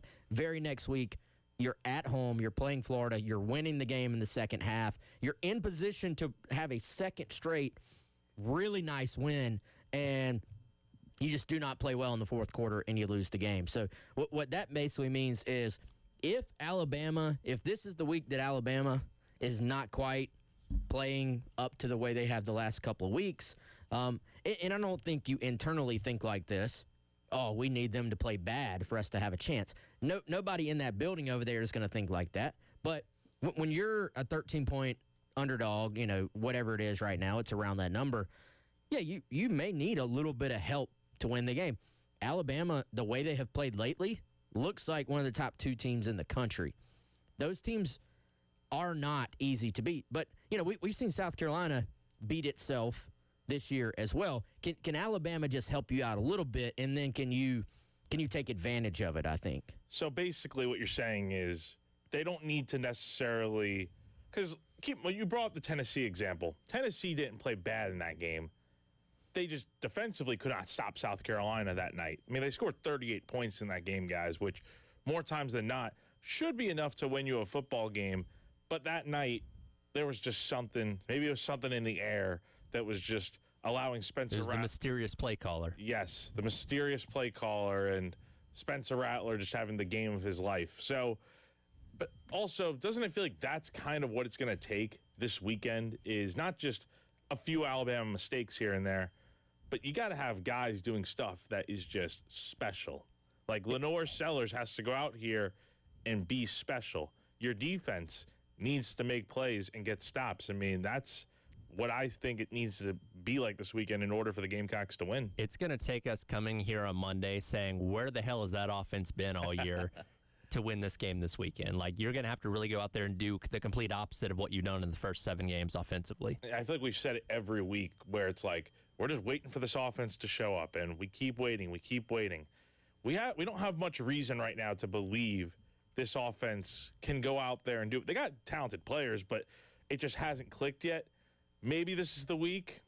Hopefully it is, and hopefully we'll be here on Monday talking about something crazy. We'll see. We'll get back into the coordinator sound coming up next to start the Gamecock Central Takeover Hour presented by Firehouse Subs. By the way, we'll be out at Firehouse Subs tomorrow for hanging out from 9 until noon, a Spring Valley location, I believe. Get you that address on the other side as your Thursday morning rolls along here on the game.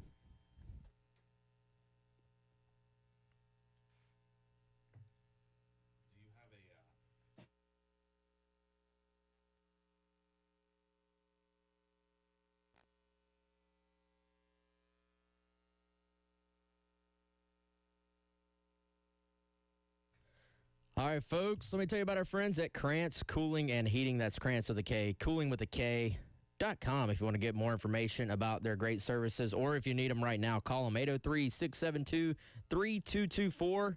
Obviously, hopefully you don't need their services right now. That means something is going wrong. So let's go ahead. Let's be a little bit proactive and go ahead and make sure that our heating, our furnace, that everything involved in our home or business is ready to go before this weather starts to get cold. You can feel that chill in the air right now. If you go to KrantzCooling.com, they have a special offer you'll see pop up. 0% APR for 60 months on qualifying equipment.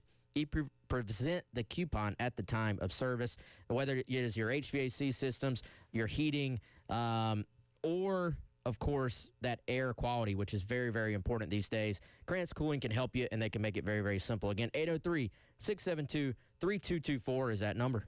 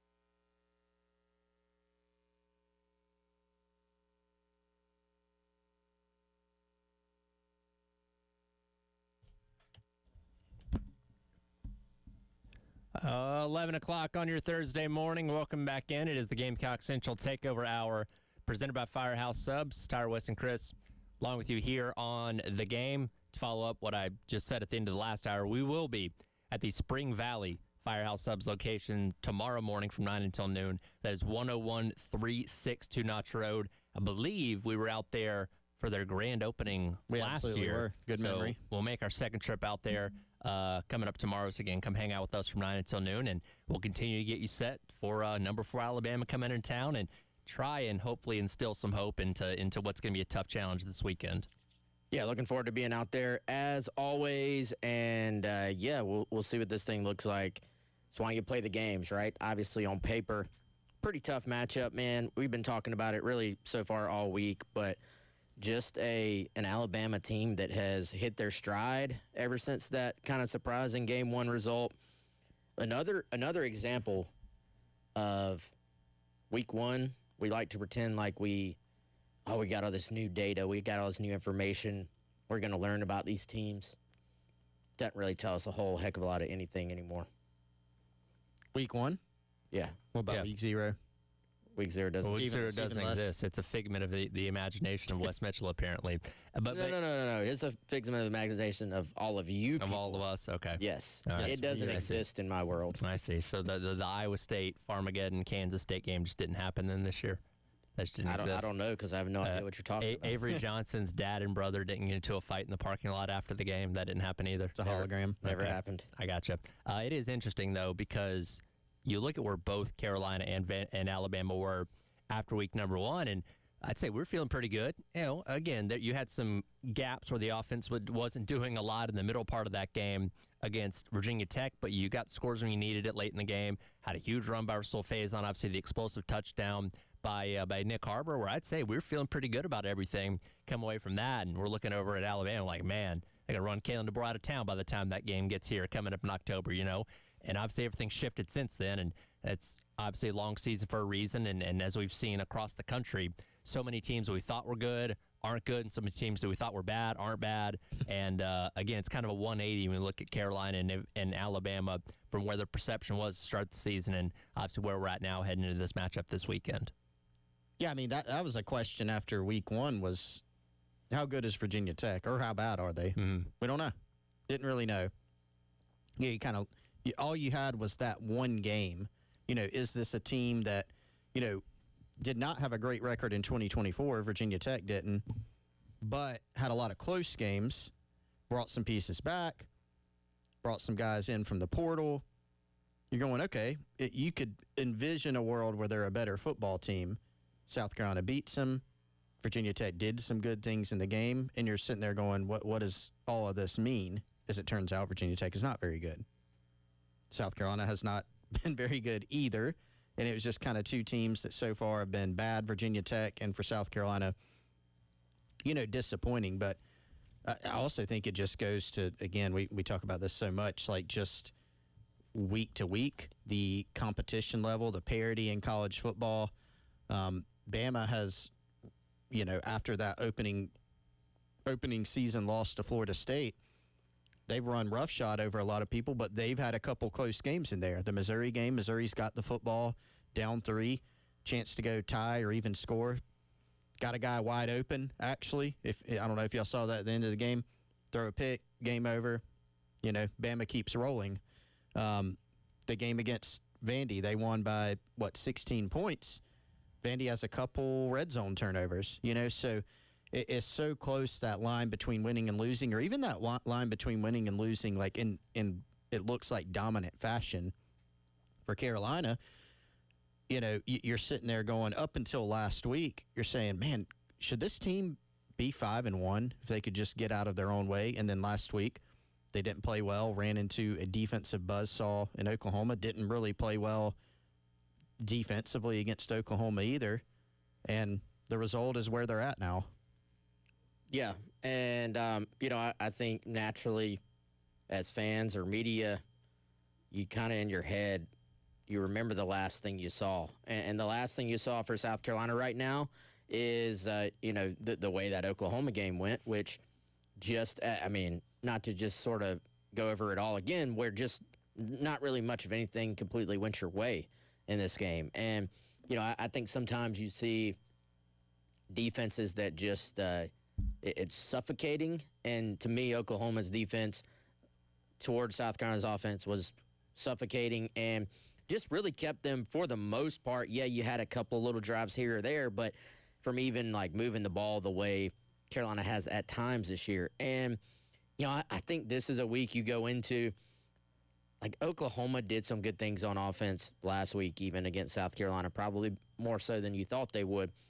This is a week you go into, though, if you put Alabama's offense back on the field after 3 and outs and just give them a ton of opportunities in this game, it's not going to be pretty, because I think this is – I mean, is this the best offense South Carolina has faced this year? Yes. I would say it's the best passing game for sure they've faced. I think Missouri and actually Vanderbilt have some really good offenses as well. They're just different. Well, I think it depends on how much do you weigh pass and rush 50-50 like equally, or if your passing is so good, can it outweigh a average to below average run game? Because this isn't an Alabama team that runs the ball super well. Jim Miller had 136 yards against Vanderbilt, so he's capable of doing that, but you've not seen that. And he's had some injuries too. You haven't seen it consistently say, okay, they're a good rushing team, but their pass game is great.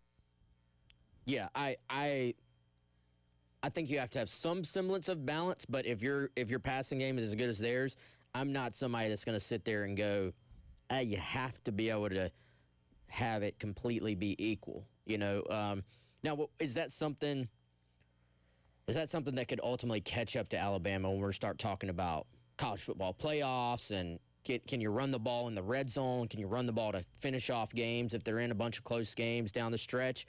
Yeah, I think that's something that has to be considered. But just going one game only, I don't know. Is Vandy, Missouri, or Alabama the better offense? I think all three of them are pretty dang good, but in their own ways. Point being, if you kind of look at those games and, against Missouri, they were able to run the ball basically all night long against South Carolina, and you saw the offense at least keep pace to an extent and give you a chance to win. The Vanderbilt game, Lenore Sellers goes down. You didn't score anything in the second half, so there was not kind of that counterpunch at all to what they were able to do offensively. So we've seen South Carolina's defense give them a chance in games, but I don't feel like there is that kind of elite talent at every level of the defense this year like there was last year, where you're going, an offense as good as Alabama's, is it even fair to expect the defense just to shut them down on Saturday? I would say no.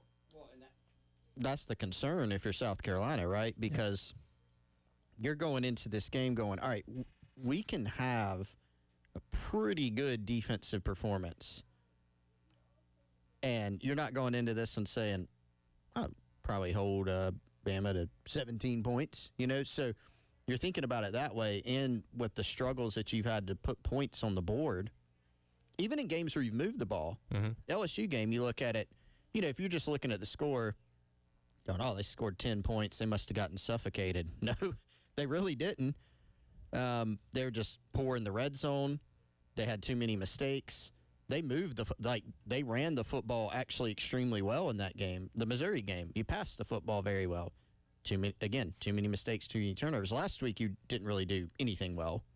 You did have a couple red zone trips. You end up coming away with, a touchdown, which isn't good enough. But that's the concern for South Carolina is you're facing an offensive team that's gone up and down the field. No quarterback in the country, in my opinion, is playing better than Ty Simpson right now. You got to worry about stopping that, but you also have to build in a buffer and say, we're going to have to score some points to win this game, even if we play well defensively. Can you do that? Because Bama this is one of the most talented rosters in college football overall, which is why the week 1 result against FSU, I think, was so shocking. Very, very talented. Are they as good as they've been in the past defensively? Probably not. But if you're South Carolina, you haven't really been able to make anybody pay on the scoreboard, aside from, Kentucky in conference play. Can you do that? You got to score some points to win. It's also worth noting, you mentioned the 2 trips in the red zone last week against Oklahoma, a team that was not letting hardly anybody in the red zone the entire year. Alabama's pretty similar in that regard. They allow less than 3 red zone trips per game, and teams are only scoring at a 64% clip when they do get in there. They forced a turnover or a turnover on down 6 different times in the red zone this year, which, again, we kind of see how South Carolina's the offense has struggled. That's something that could give you problems once again if you can even get there on Saturday inside their 20.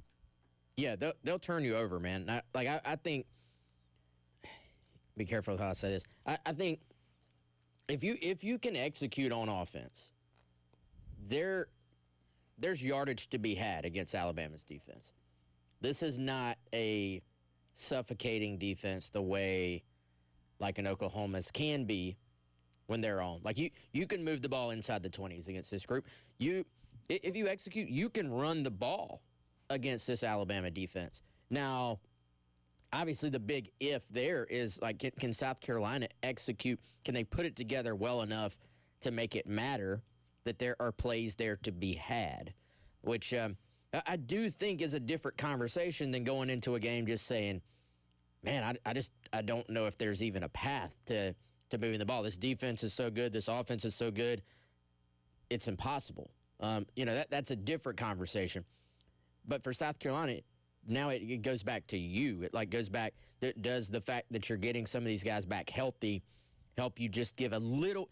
Can the running game look more like it did against LSU than it did last week against Oklahoma? You know what I'm saying? Yeah. Like it's easy to sit here if you're listening, and be like, well, I don't see, that's not going to happen. Well, we did see it happen 2 games ago. That to me would be like the path right there. Is after the first few drives, you're going, man, like, hey, we're averaging 5 yards a clip. Like, the run game has shown up today. And then you kind of build it from there. And, I think this is a game, once again, where it's gonna come down to third downs, red zones, and turnovers. Like, I hate to keep going back to that but that's going to be the case in all these games. And every opponent has kind of a little different MO when it comes to those things. Bama, a lot of their turnovers come when teams are kind of have them with their backs against the wall. You look at Alabama offensively, they just don't turn the ball over. And, they do a good job of taking what is there on offense. They do a good job of spreading the ball around on offense. Guys, their screen game, like to their running backs, is as good as you will see. Like they do some things. I don't know that this is a dominant Alabama offensive line. They do some things to try and slow down your pass rush on offense. They'll call a wide receiver screen 5 times in a game. Like they'll just keep going back to it. And so I do have just a ton of respect of what they do offensively with Ryan Grubb and this offensive staff. We'll get into what Mike Shula had to say about South Carolina's offense yesterday when talking to the media as the Gamecock Central Takeover Hour presented by Firehouse Subs rolls along on your Thursday on the Game.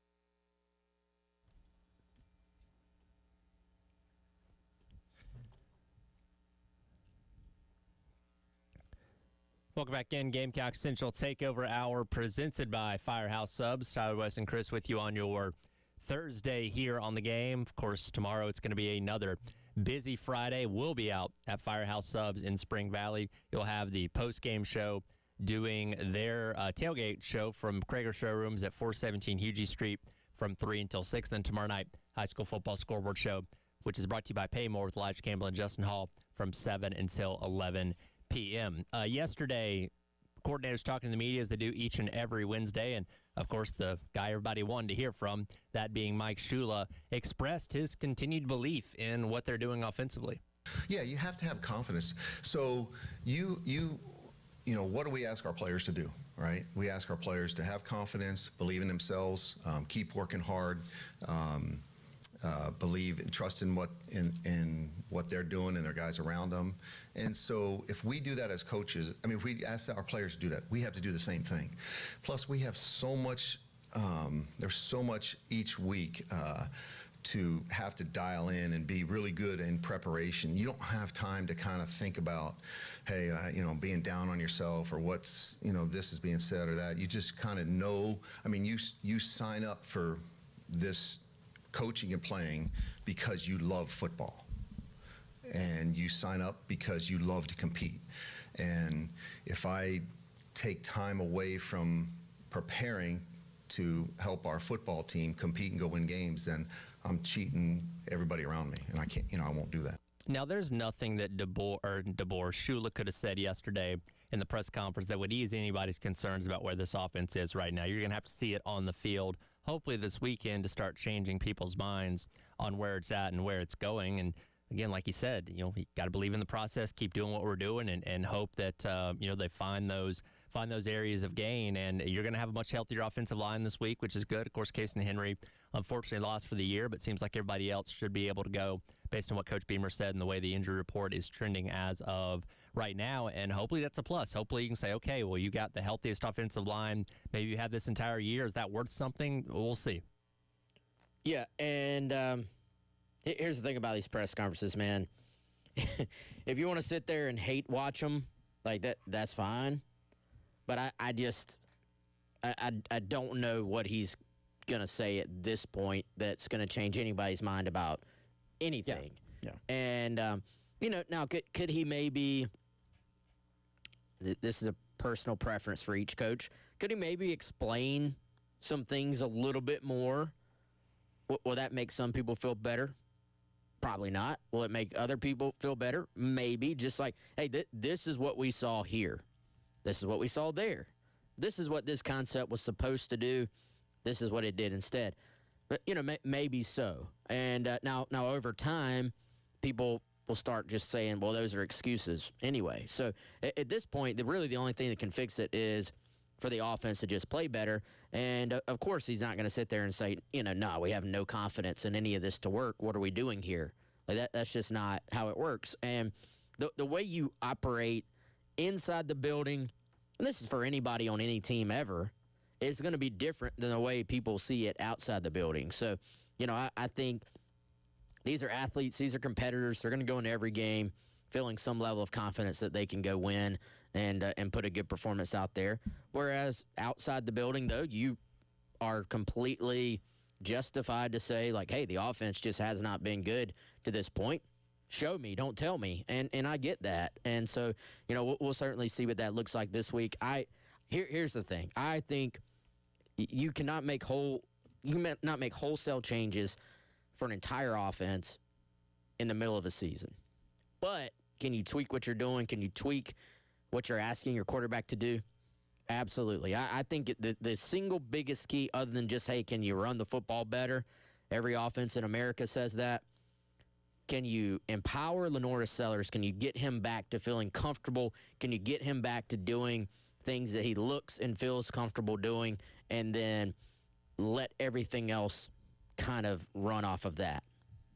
Yeah, I think that's the biggest job, because there is a lot of talk about, okay, the run schemes or run scheme wise, South Carolina's done some different things this year, and that's one area where you've at least seen a smattering of success You know, like you saw it against LSU, running with the backs.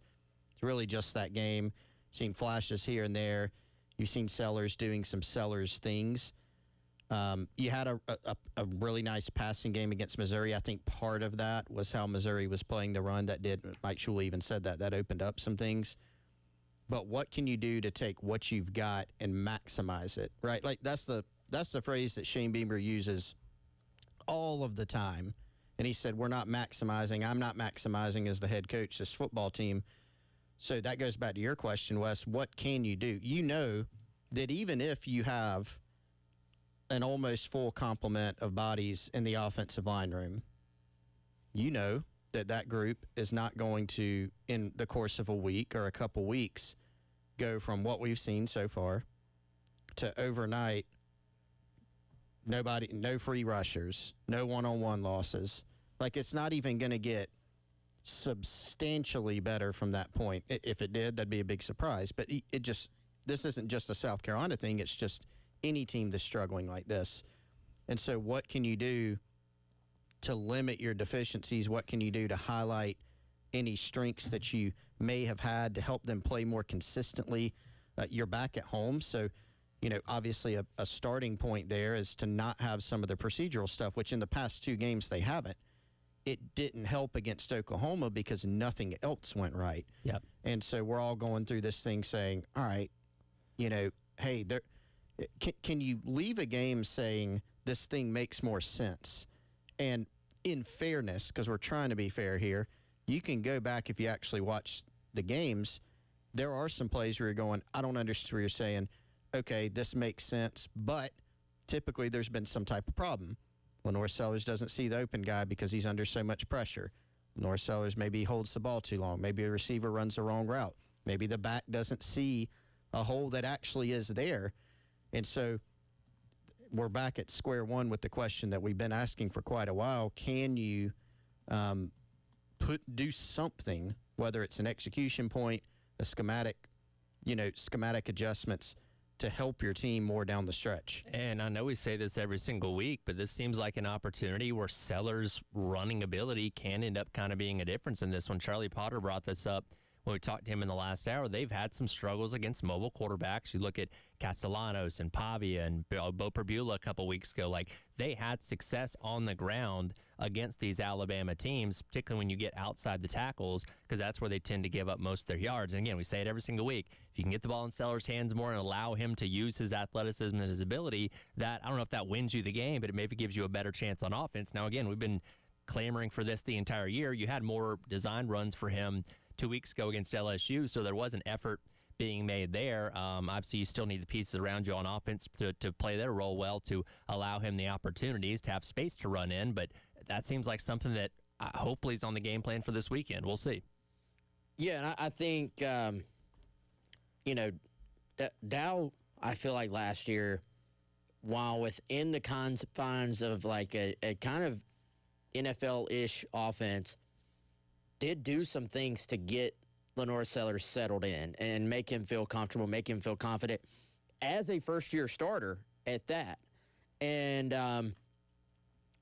there was some play. Like, every quarterback's going to miss an open receiver. Every quarterback is going to miss a throw, miss seeing a receiver, what have you, from time to time. But, there are some plays to be had. But if your quarterback is not in a place where he is comfortable and confident and knows what he is looking for and has been taught, is the point I'm getting at, to know what he's looking for, it's just not going to click for you. So I think whenever I see offenses struggle, almost all the time, the answer is simplify. Just simplify.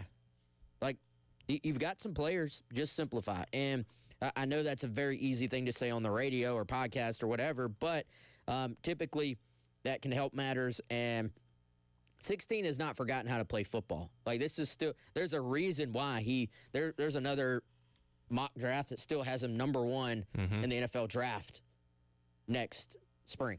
So there's talent there. Got to unlock it. Yep, absolutely. Well, they were able to unlock it last year. Unfortunately, came up a little bit short. We'll revisit last year's game on the road in Tuscaloosa coming up next as the Gamecock Central Takeover Hour presented by Firehouse Subs rolls along on your Thursday here on The Game.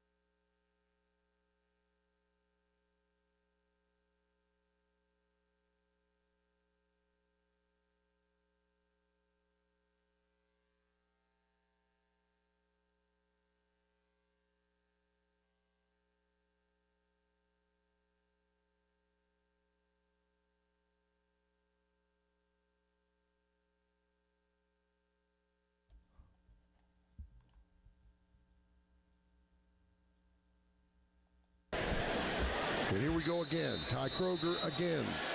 One hops it, looking left side. Alabama going for the football. It bounces around, and Carolina should have it. I believe the Gamecocks have it back at the 49-yard line. They do.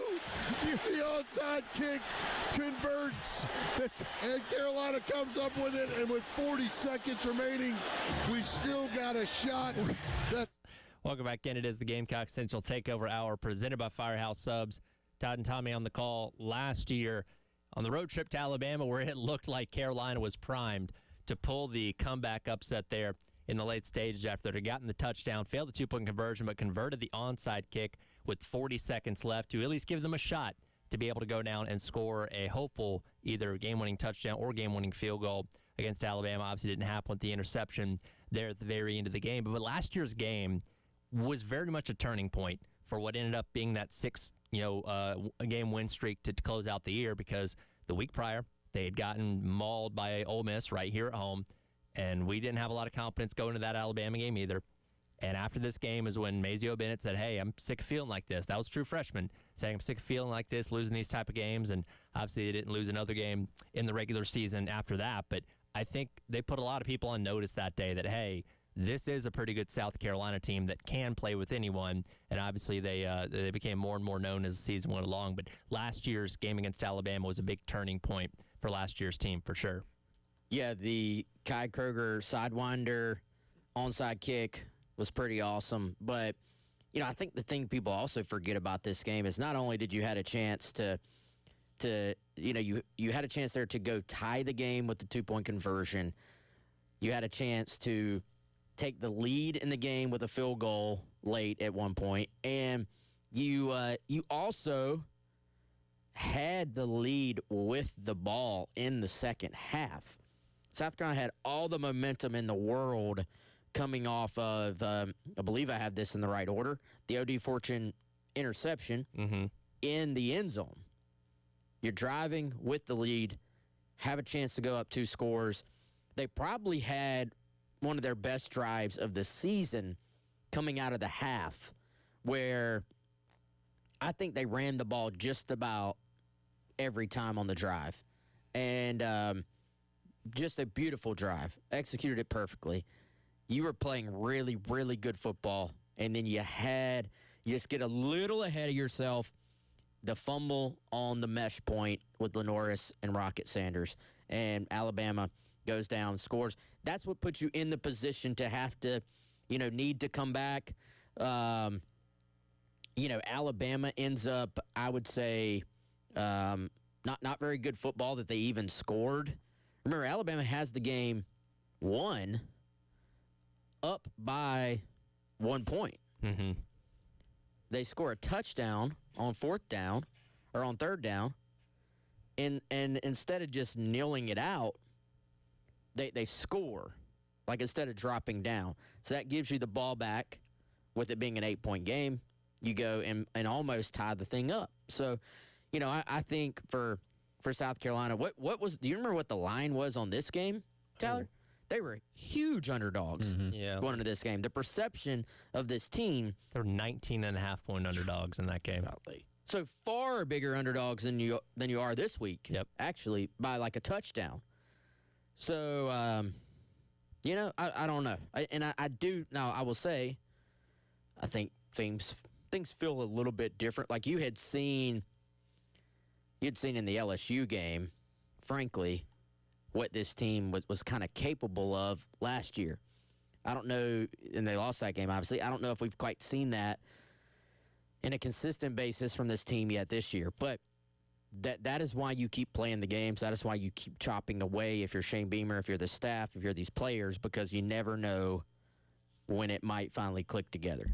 Yeah, that game last year, I mean, both sides had some things where if you're Bama, you're going, we should have won that game by a lot. We shouldn't have been that close. They had a safety. They had some key turnovers.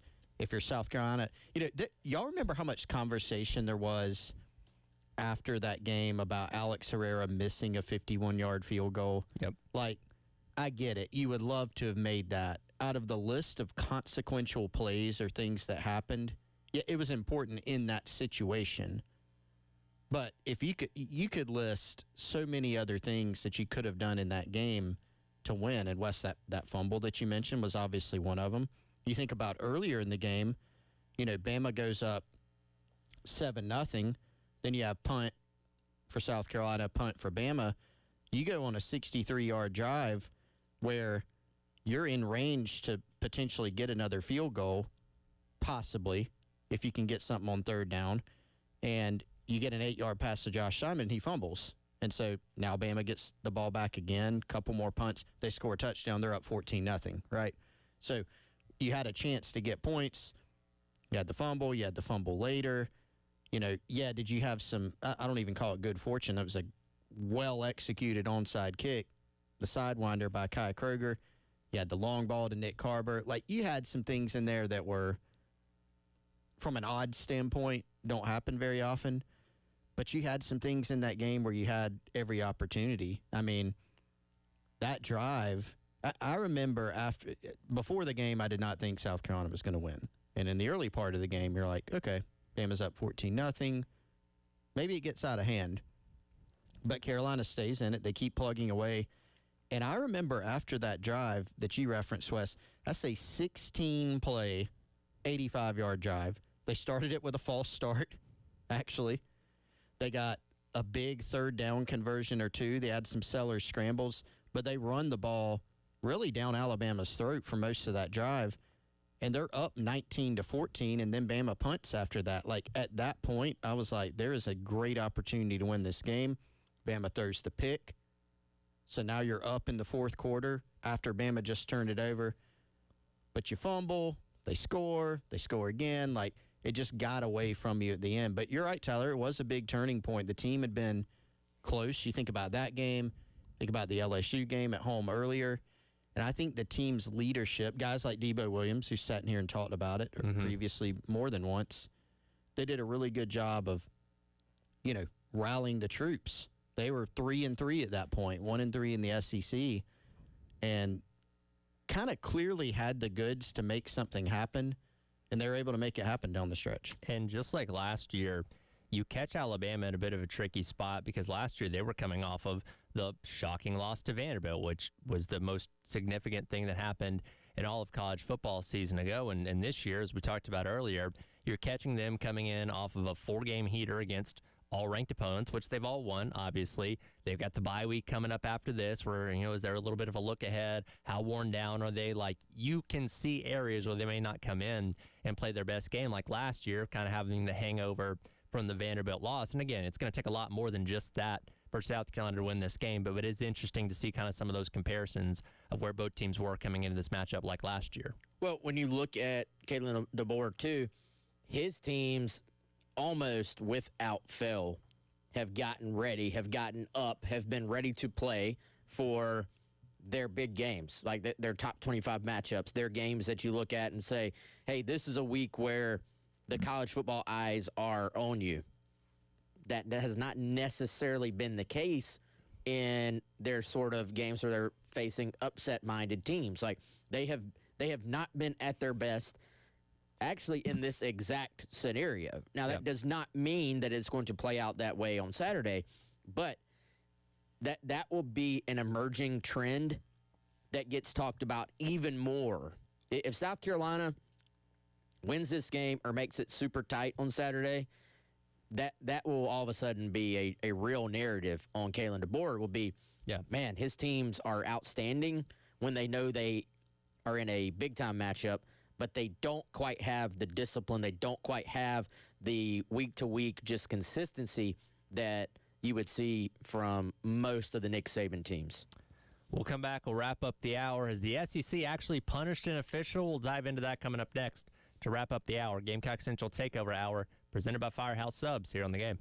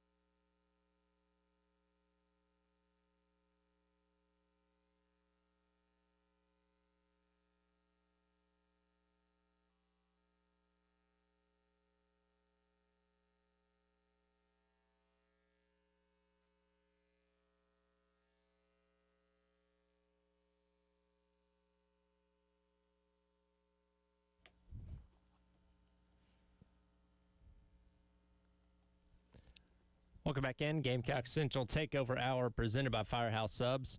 Tyler West, Chris wrapping up the hour here on your Thursday on the game. A reminder again, tomorrow from 9 until noon, we will be out at Firehouse Subs, 10136 Notch Road. That's the Spring Valley location. Hanging out all morning long, getting you set for not only South Carolina and Alabama, but a full weekend of college football as we get into the penultimate, or I guess this will be the last Saturday in October because next weekend will be November 1st, last Saturday of the month in the month of October for college football. And one guy that's apparently not going to be working this weekend is one Ken Williamson, who has been a longtime official in the SEC, was the white hat for the Auburn-Georgia game a couple weeks ago.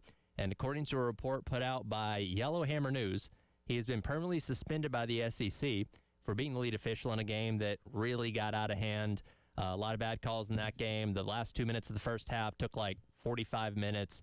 The officials lost control of that one, and we're always very critical, rightfully so, of the officiating in this conference and across college football. And we've said for a while that the SEC needed to be more hammered down when it comes to punishments, and, well, perhaps maybe they've finally done that. How shocked are y'all at this, though? Pretty shocked, honestly, especially for it to get out publicly like this, because we know there's things that happen behind the scenes, maybe monetary fines or downgrading assignments, but we don't know about these things publicly. And for something like this to say he's not even going to be out there anymore for maybe forever, I don't know. This is Maybe pretty. forever. This is pretty significant. I mean, so the SEC hasn't said anything about this. And I don't think they will because they don't typically talk about Typically not. punishments. So this is the only, I've sat here and wondered, I'm going to be honest, I have not researched it because I haven't gone through, you can pull up the box scores of every SEC game and say, okay, here's the officials that worked that game. But there's, 8 games a week or so, roughly. Yeah. And I haven't done that this season, but I'm sitting here wondering, okay, did the crew that worked the LSU South Carolina game? I think there were some rumblings on social media. Hey, they haven't worked a game, since then or whatever, a few weeks ago. Have they?